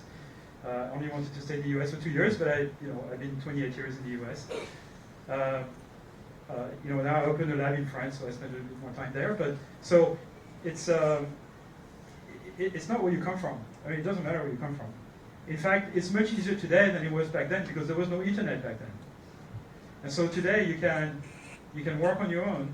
If you have a good idea, if you implement a piece of software that you distribute in open source and it catches the attention of people, you can get somewhere. Whereas in the past, nobody will ever hear of you. Today you put your paper on archive, and if you have good results, people will pay attention. So you don't have to be in a top institution. You don't have to be, anything like that. If you do good work, it will get noticed now because of the system we have. So that's a good point. Now, if you are in a country and you want to stay in that country, and you should build on the strength of that country, right? And Taiwan is very well known, of course, for its hardware design, manufacturing, etc. Right? I mean, Taiwan supplies the entire collection of computer hardware basically for the entire world. Earthquake in Taiwan, and we don't have motherboards and hard drives. I mean, so I mean that actually happened, right? Or TSMC is the biggest manufacturer of chips. So here is a big opportunity: neural net chips. There is a number of companies that are working on this, like NVIDIA, like Intel, etc. But it's a very wide field, and they're only interested in some niche in that field or some areas in that field. So NVIDIA has pretty much cornered the area of high-power chips for training neural nets in large servers or in GPU cards. But there is also the chips, low-power chips to actually run inference. To run neural nets, not train them, just run them. And you need different hardware for this. You need hardware that's specialized for convolutional nets, that uses low precision arithmetics and things like this. I used to be an electrical engineer. Okay, I used to design chips actually a long time ago when I was a student. And you also need low-power chips for wearable devices and for mobile devices. And right now there is none. There's a lot of people working on it, but it's a big opportunity, I think, for this country. In fact, possibly something that Facebook is interested in as well, for various reasons. So, certainly 2 or 3 years from now, every smartphone will have some sort of neural net accelerator in it, a combination of software and hardware. And that is, a lot of opportunities that have to be taken. 5 years from now, your vacuum cleaner will have a convolutional net, right? Because it needs to detect the dirt and avoid your cat and stuff, right? Your lawnmower will have a convolutional net to recognize weed from grass and flowers from grass, to only cut the grass and not cut the flowers. So cheap toys will have convolutional nets in them in 10 years. So I think there is probably an opportunity there. Other question? Thank you. I introduce myself. I'm the director of Institute of Statistics here in NCTU. And first, I want to thank for this wonderful talk to share your view on the future of AI. Thank you. And then I think by training, I'm a statistician. So at the beginning of this big data era, I think it's our time to do, because we are doing data analysis. But in fact, the thing seems to not work in this way, and in this entire AI area is occupied by a computer scientist. So, so my question would be, say, from your experiences, what would you recommend the statistician like me to do in order to play a bigger role in this big data era? Thank you. Thank you. It's a vast question. So a number of years ago, about 7 years ago, six years ago or so, I started an initiative, or picked up an initiative, I should say, at NYU to create the Center for Data Science. And the Center for Data Science is based on the idea that most of the knowledge in the world now resides in computers. And it's for a very simple reason that I stole from my friend Yann LeCun. So he had a talk about 10, 15 years ago where he was saying the capacity of our communication networks is growing exponentially at a high rate. The capacity of our hard drive is growing exponentially at a high rate. The power of a computer is growing exponentially at a slightly smaller rate. And then, so what that means is that the amount of data that we need to process is growing exponentially at a very high rate. It's mostly because of communication network and storage, right? But the amount of brain cells that we have in the world, I mean, it does grow exponentially, but at a very, very, very slow rate, right? The total amount of human intelligence in the world doesn't grow that fast. And so necessarily, there is a point in the near future, in fact, it's probably in the past, where most of the knowledge in the world is derived by computers and resides in computers. There's just too much data for humanity to process. And so what that means is that our fields of deriving knowledge from data is becoming very important for society and crucial to progress. And so, I hear people from computer science say, well, machine learning and all that, that's just it's a subfield of computer science. In fact, it's a subfield of AI, right? And then statisticians would say, well, machine learning is really a subfield of statistics. And then, being at the Courant Institute at NYU, would say, well, it's just a subfield of applied math. All of those people, and of course, engineers who say this too, it's just subfield of electrical engineering. It's kind of like signal processing and, adaptive filters. So, all of those people are correct, but they're all wrong in the sense that data science or deriving knowledge from data requires statistics, requires applied mathematics like optimization, for example, requires notions of signal processing and Fourier transform, all that stuff, right? But also requires computation. And so it's a bit sad, I think, for statisticians that somehow, for some complicated sociological reason, sociology of science, that became that field became kind of invaded, if you want, mostly by computer scientists. But I think it's temporary. So I think it's transforming statistics. I think it's transforming applied math.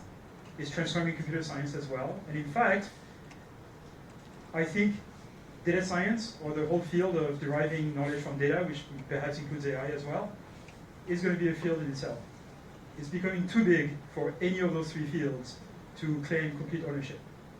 So if you think about the history of computer science back in the 60s, computer science was not a field. Electrical engineers said, it's a science of building computers. And mathematicians said, well, it's Church and Turing and von Neumann, they come from a field, it's just a field of mathematics. Eventually it became its own field.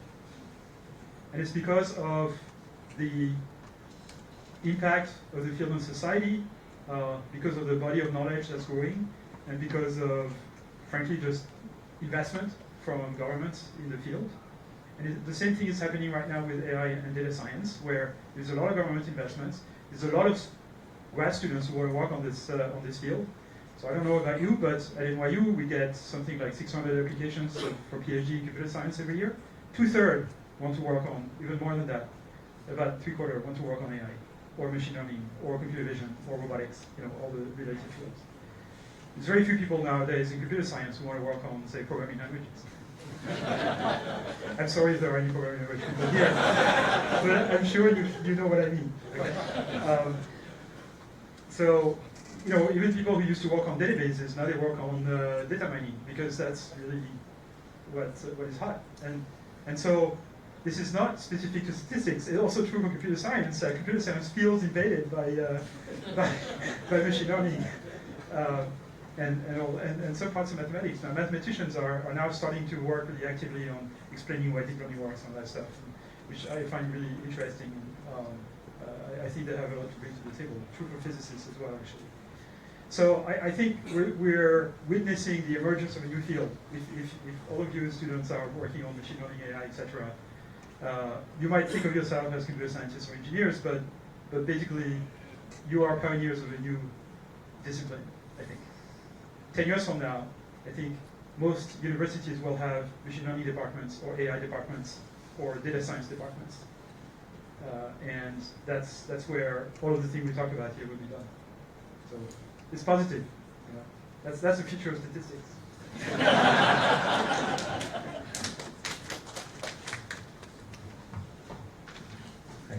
Thank you, Professor Yang, for your wonderful talk, especially the second part, which is really inspiring.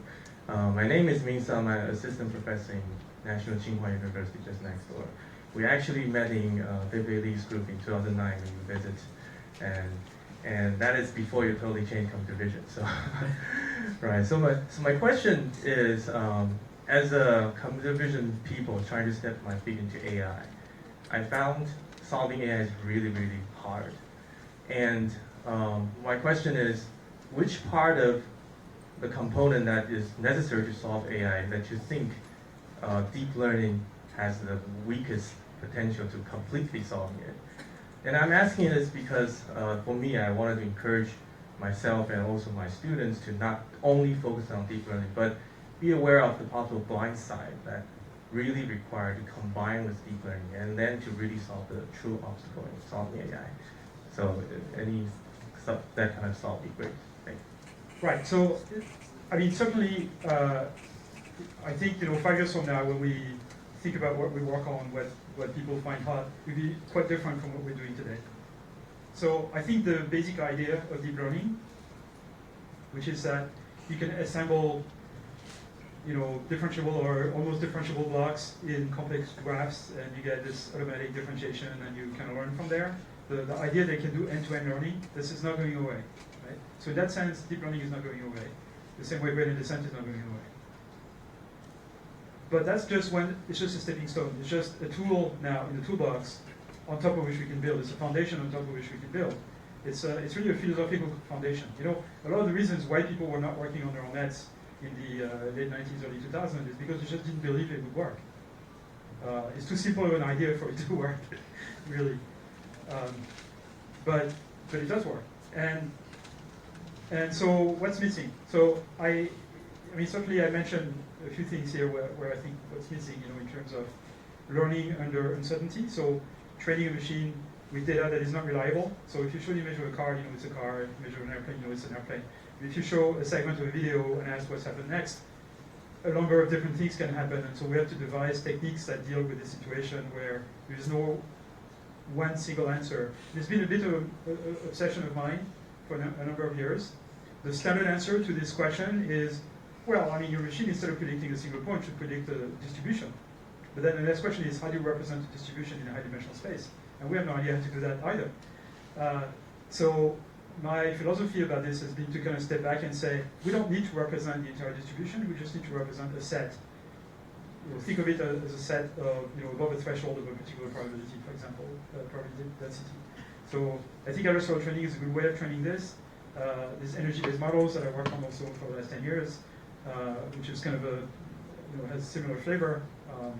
You could think of the way I presented adversarial training is in the context of energy-based learning, actually.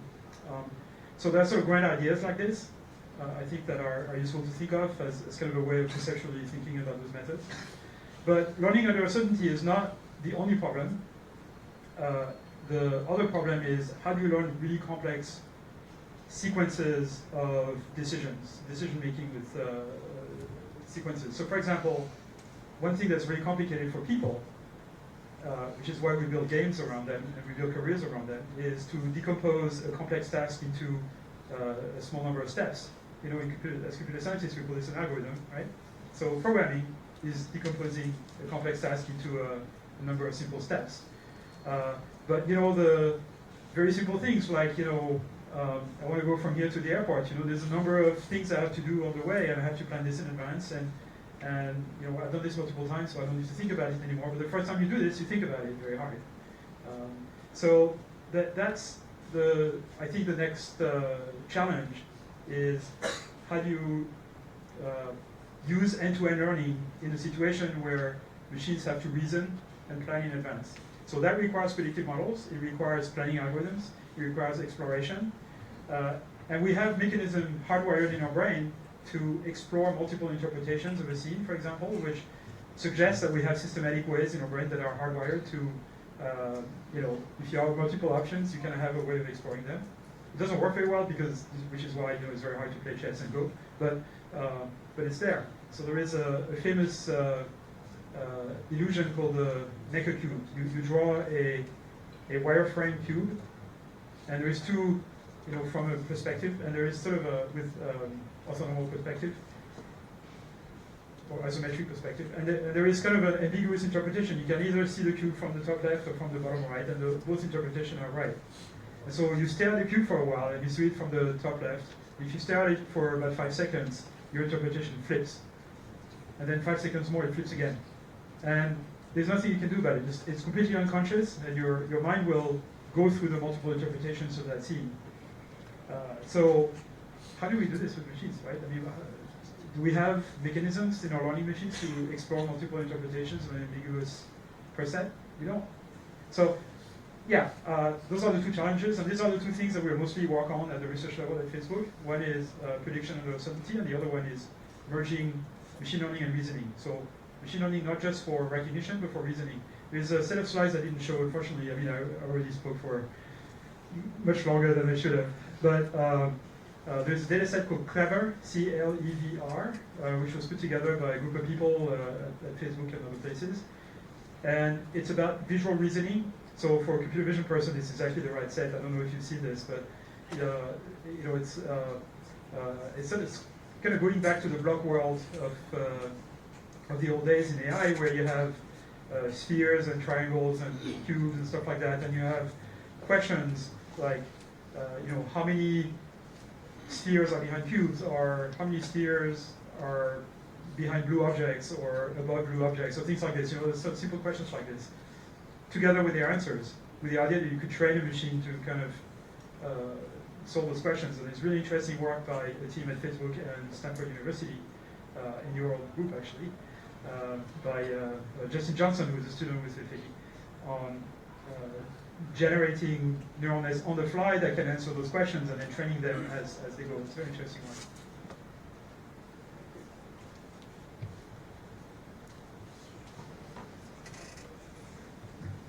Hi, thank you very much for this inspiring speech. I am Leslie from LTech Corporations, and I'm working on the machine learning before for AWS, SVN, and SNAM too. And my question is that how can we know what the model is learned? And because it's a very high dimensional optimization, how can we know that the current result is good enough? Because there are some papers like they try to convince us that the global minima is the global minima.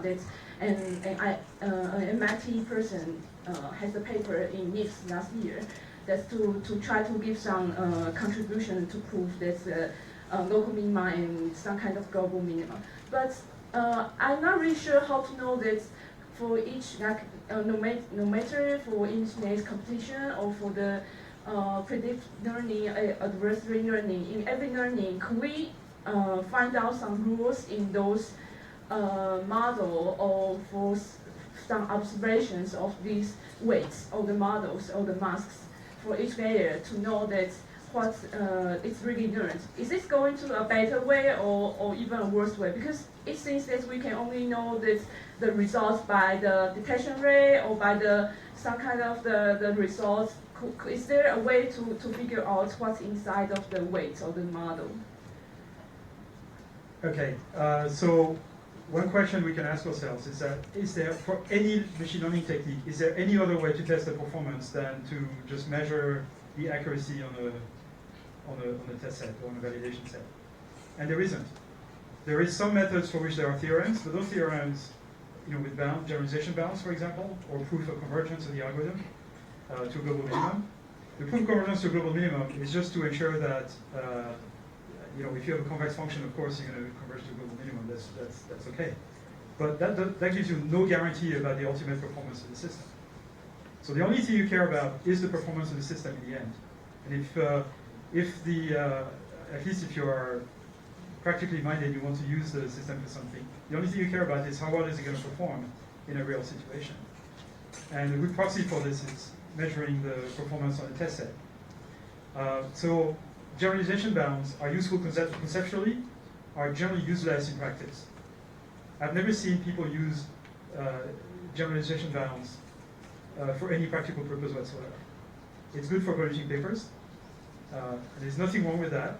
Okay, it's good for conceptually thinking about what's possible, what's impossible. It's satisfying to have theorems. But in practice, you just try many models. You do model selection. You do hyperparameter optimization, and you just pick what's best, right? So then the question of whether you should seek a global minimum or not, you don't care at all, right? Because it could be that the minimum you find in neural net is a very bad local minimum. But in the end, if the performance is better than everything else you tried, you still want to use it.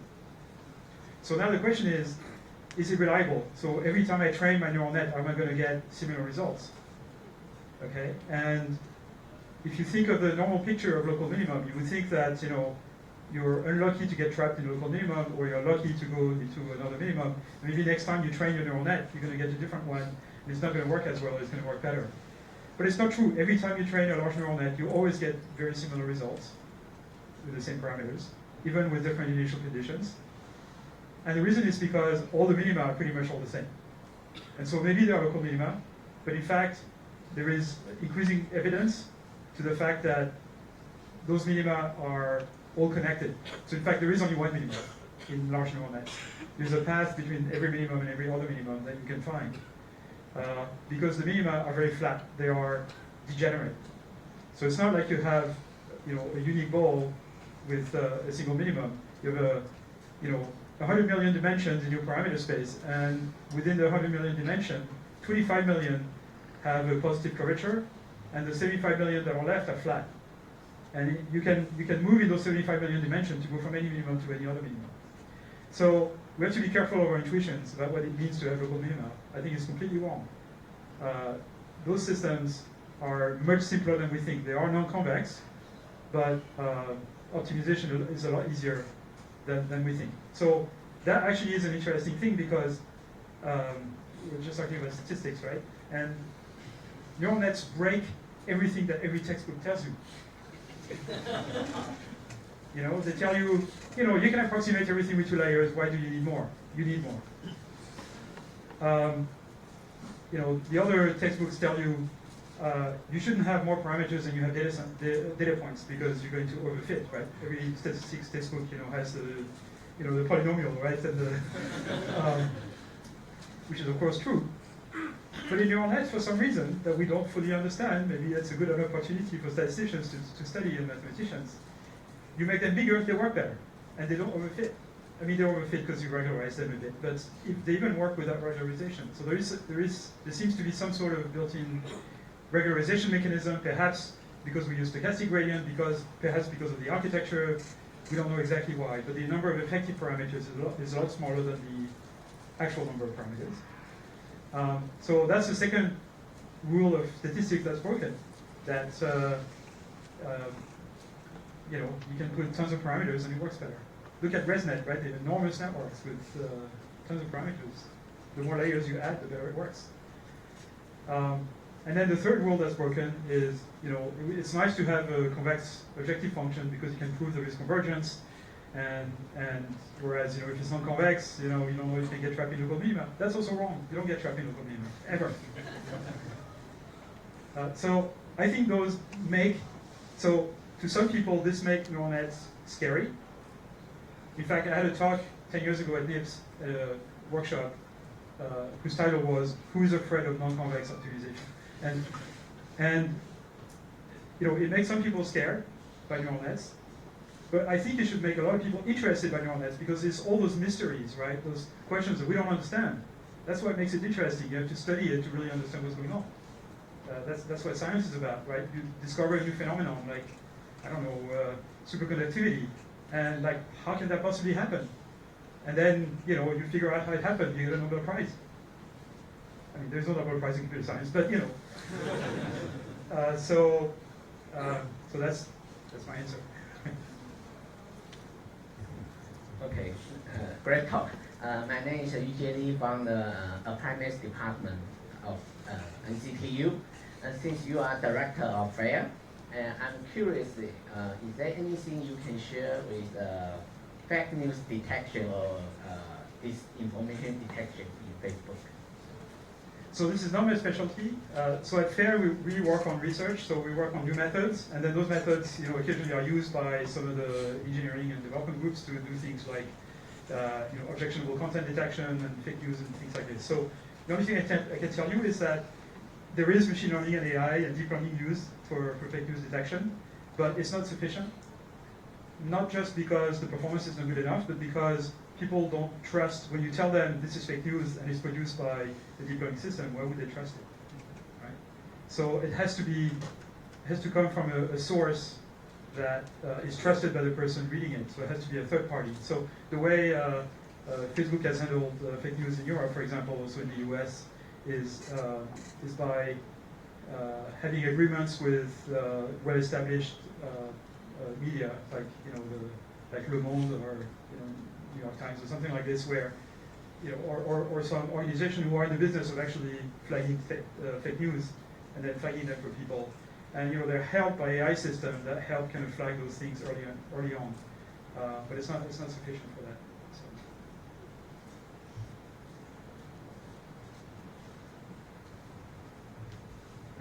I'm a mathematical science student in National Chengchi University. And I have some work with GN with Chinese character. And my question is, the recent year have many exciting GN models like WGN, EVGN. And what is your thing about the future development of the GN or supervised learning or generative model? And because some mathematical some teacher says not, you know, there's not math enough. So what is it will build a general theory or model for GN or anything? Well, I mean, it would be nice to have a general theory for GANs and for unsupervised learning, certainly, and you know, it has to be sort of a conceptual theory. But for GANs, a lot of things are not understood by GANs. So there's recent papers by Leon Botou and Martin Ojorsky. Martin Ojorsky is a PhD student at NYU working with Leon Botou, who's at Facebook in New York. And Leon is also affiliated with NYU. And they have this technique called Wasserstein GAN. So this is a type of GAN that exploits that kind of relies on something called the Earth mover distance or optimal transport for kind of computing the distance between two manifolds, essentially. So it says, you know, instead of running a distribution, you run a manifold of data, and your generator produces a manifold of data. Your real data lies on the manifold, and what you want is you want those two manifolds to line up, and you can measure the distance using the Wasserstein distance, and then you have to find approximations of that distance to get those two things to, or the gradient of that distance, to get those two things to go to each other. And in the end, they come up with a very, very simple description, which is you just have your discriminator have bounded Lipschitz constant, so basically bounded weights. It's very simple. It's incredibly simple, and it works really well. So I think that's part of it makes our understanding of GANs make progress, but I think there's still a lot of things that are not understood. So for example, the fact that the solution of GANs essentially can be seen as Nash equilibria. And so a lot of us are kind of, you know, trying to learn about game theory because, you know, we used to be Ising functions, and now all of a sudden we have to find Nash equilibria. And all of our world is crumbling around us, and we don't know how to deal with it. So I think it's a very good opportunity for mathematics to step in and help. One more question.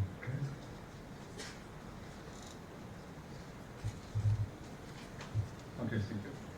My name is Yuan Liao from National Taipei University of Technology. I working on speech recognition. and I use DLN quite a lot, but I always have a question about how neural networks will be so powerful and so robust. So I want to ask a question, maybe based a little bit, sorry. Because we know we need a lot of data and to train the neural network, and the neural network have to be very big to learn. So could I say, because the world is very complex, so we need a lot of data and a very big model to so I said, remember everything. Could I say it in this way? Remember everything? Maybe, I don't know. And so and I have another question about unsupervised learning.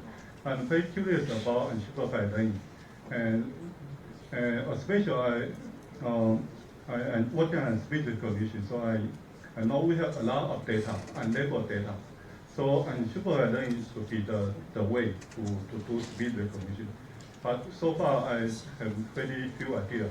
I don't know how to do it. And so maybe you can tell me a little more. Thank you. Right, so there's a whole category of unsupervised learning that I didn't mention. There's a lot of interesting work over the last year using unsupervised learning. And going back to the early days of deep learning, actually, like, you know, around 2006, 2007, people, my group and Jeff Hinton's group, Yasha Venture's group, we were all working on, and Andrew Ng's group as well, around 2007 and 2008, we were working on unsupervised learning to train very deep networks. We didn't think backprop would work very well with very, very deep network. Of course, now with ResNet architectures and stuff, it actually works. But we thought we would need to pre-train every layer one by one to give a good starting point for supervised learning to work. And so there was a lot of work on sparse autoencoders and restricted Boltzmann machines and things like that, which basically are unsupervised learning algorithms. More recently, there was some work out of my lab by Jake Zhao, whose work I mentioned, on something called stacked wire autoencoders. So these are, again, multi-layer systems. It's basically a convolutional net paired with a deconvolutional net. So you can think of it as a convolutional autoencoder. There's some trick that allows us to basically train it as an autoencoder if we have unlabeled samples. And then if we have a label sample, we can constrain one of the hidden layers to basically produce a label. And that seems to work really well when you have a large collection of unlabeled samples and a small number of labeled samples. So things like, there are ways to kind of use NNIST or CFAR as VHM this way. People at University of Michigan, I think it was a paper by a group from University of Michigan at ICML 16, where they used this architecture that we proposed and trained it on ImageNet, and they got quite good results with it. Then there was work in Finland with an architecture called ladder networks. So it's a bit of the same idea where you have an autoencoder, but you have connection that kind of skip from the low layer to the high layers, etc. And those seem to work quite well also for semi-supervised learning, where you have a small number of label samples. There's some more recent work at Facebook, I think most of that work is on arXiv, but it's not yet published in conferences and things, but you can get it on arXiv.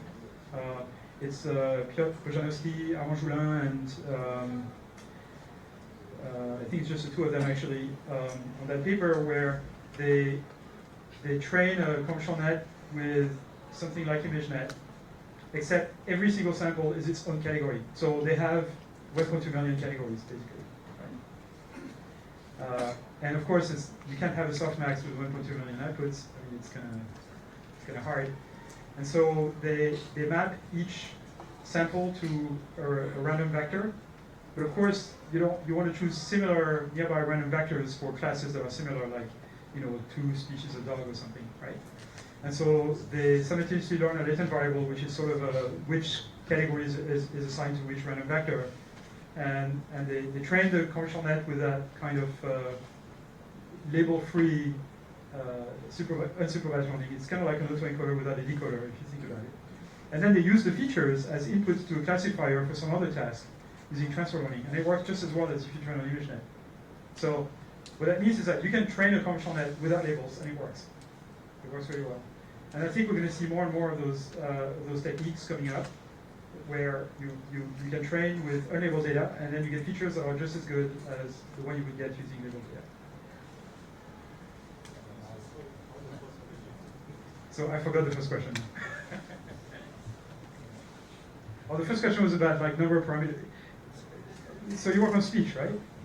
So before deep learning, speech recognition models were the biggest machine learning model that people ever used because they had 60 million parameters. All those Gaussian mixture models had an enormous number of parameters, and they are sort of in between parameterized,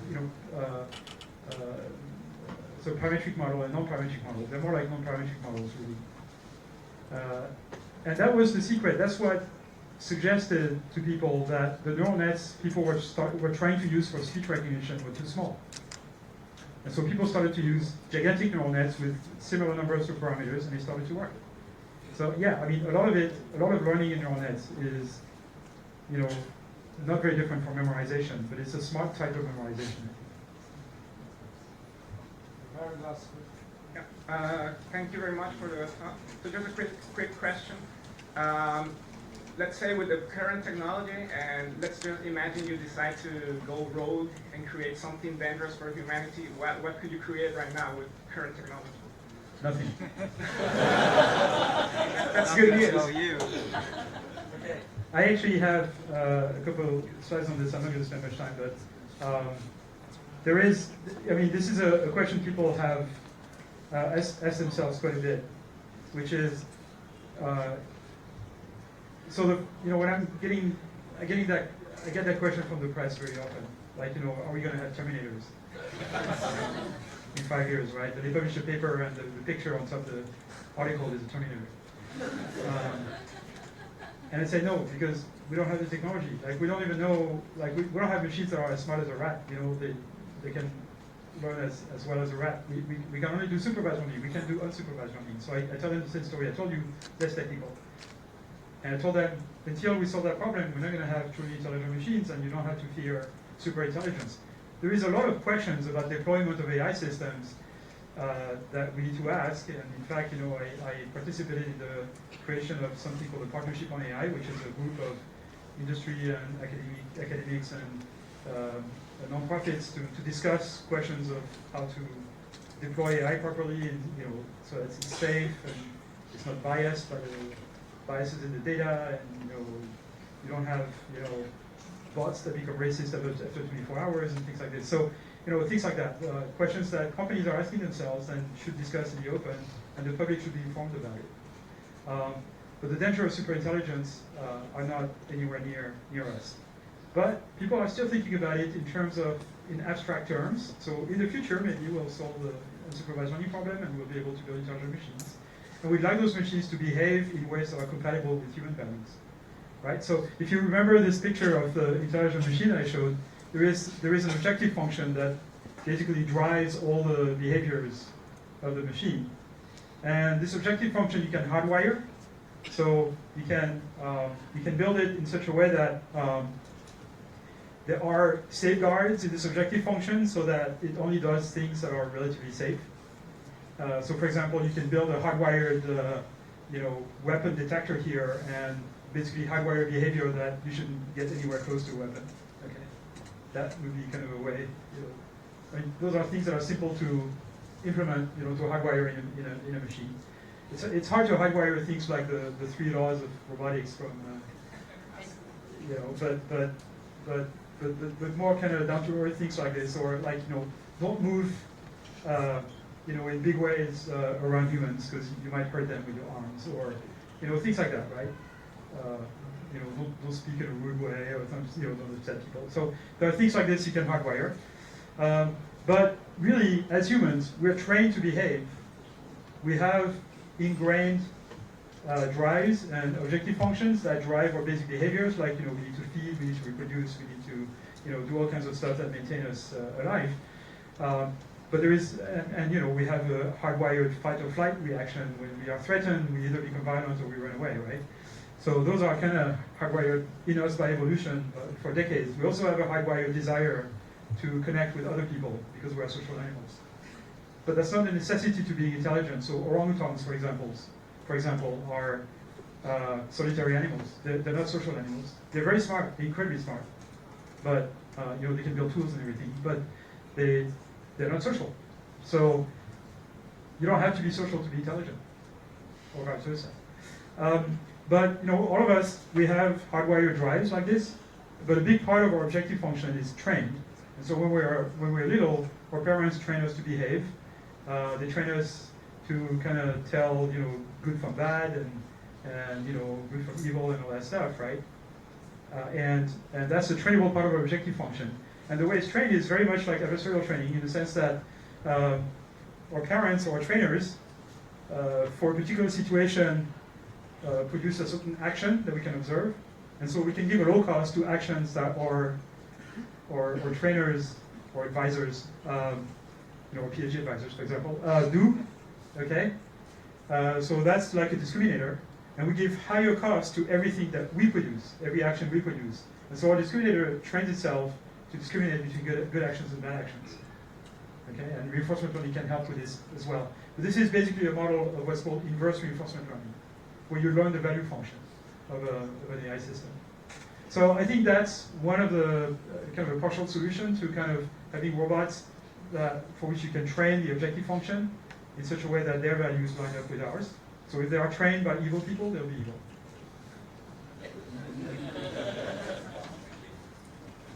Okay, I believe we have set a new record on the number of questions asked in this seminar. Okay. So I guess this is the end of the speech. Let's have a round of big applause for our speaker again. Thank you very much. Thank you for coming. Thank you.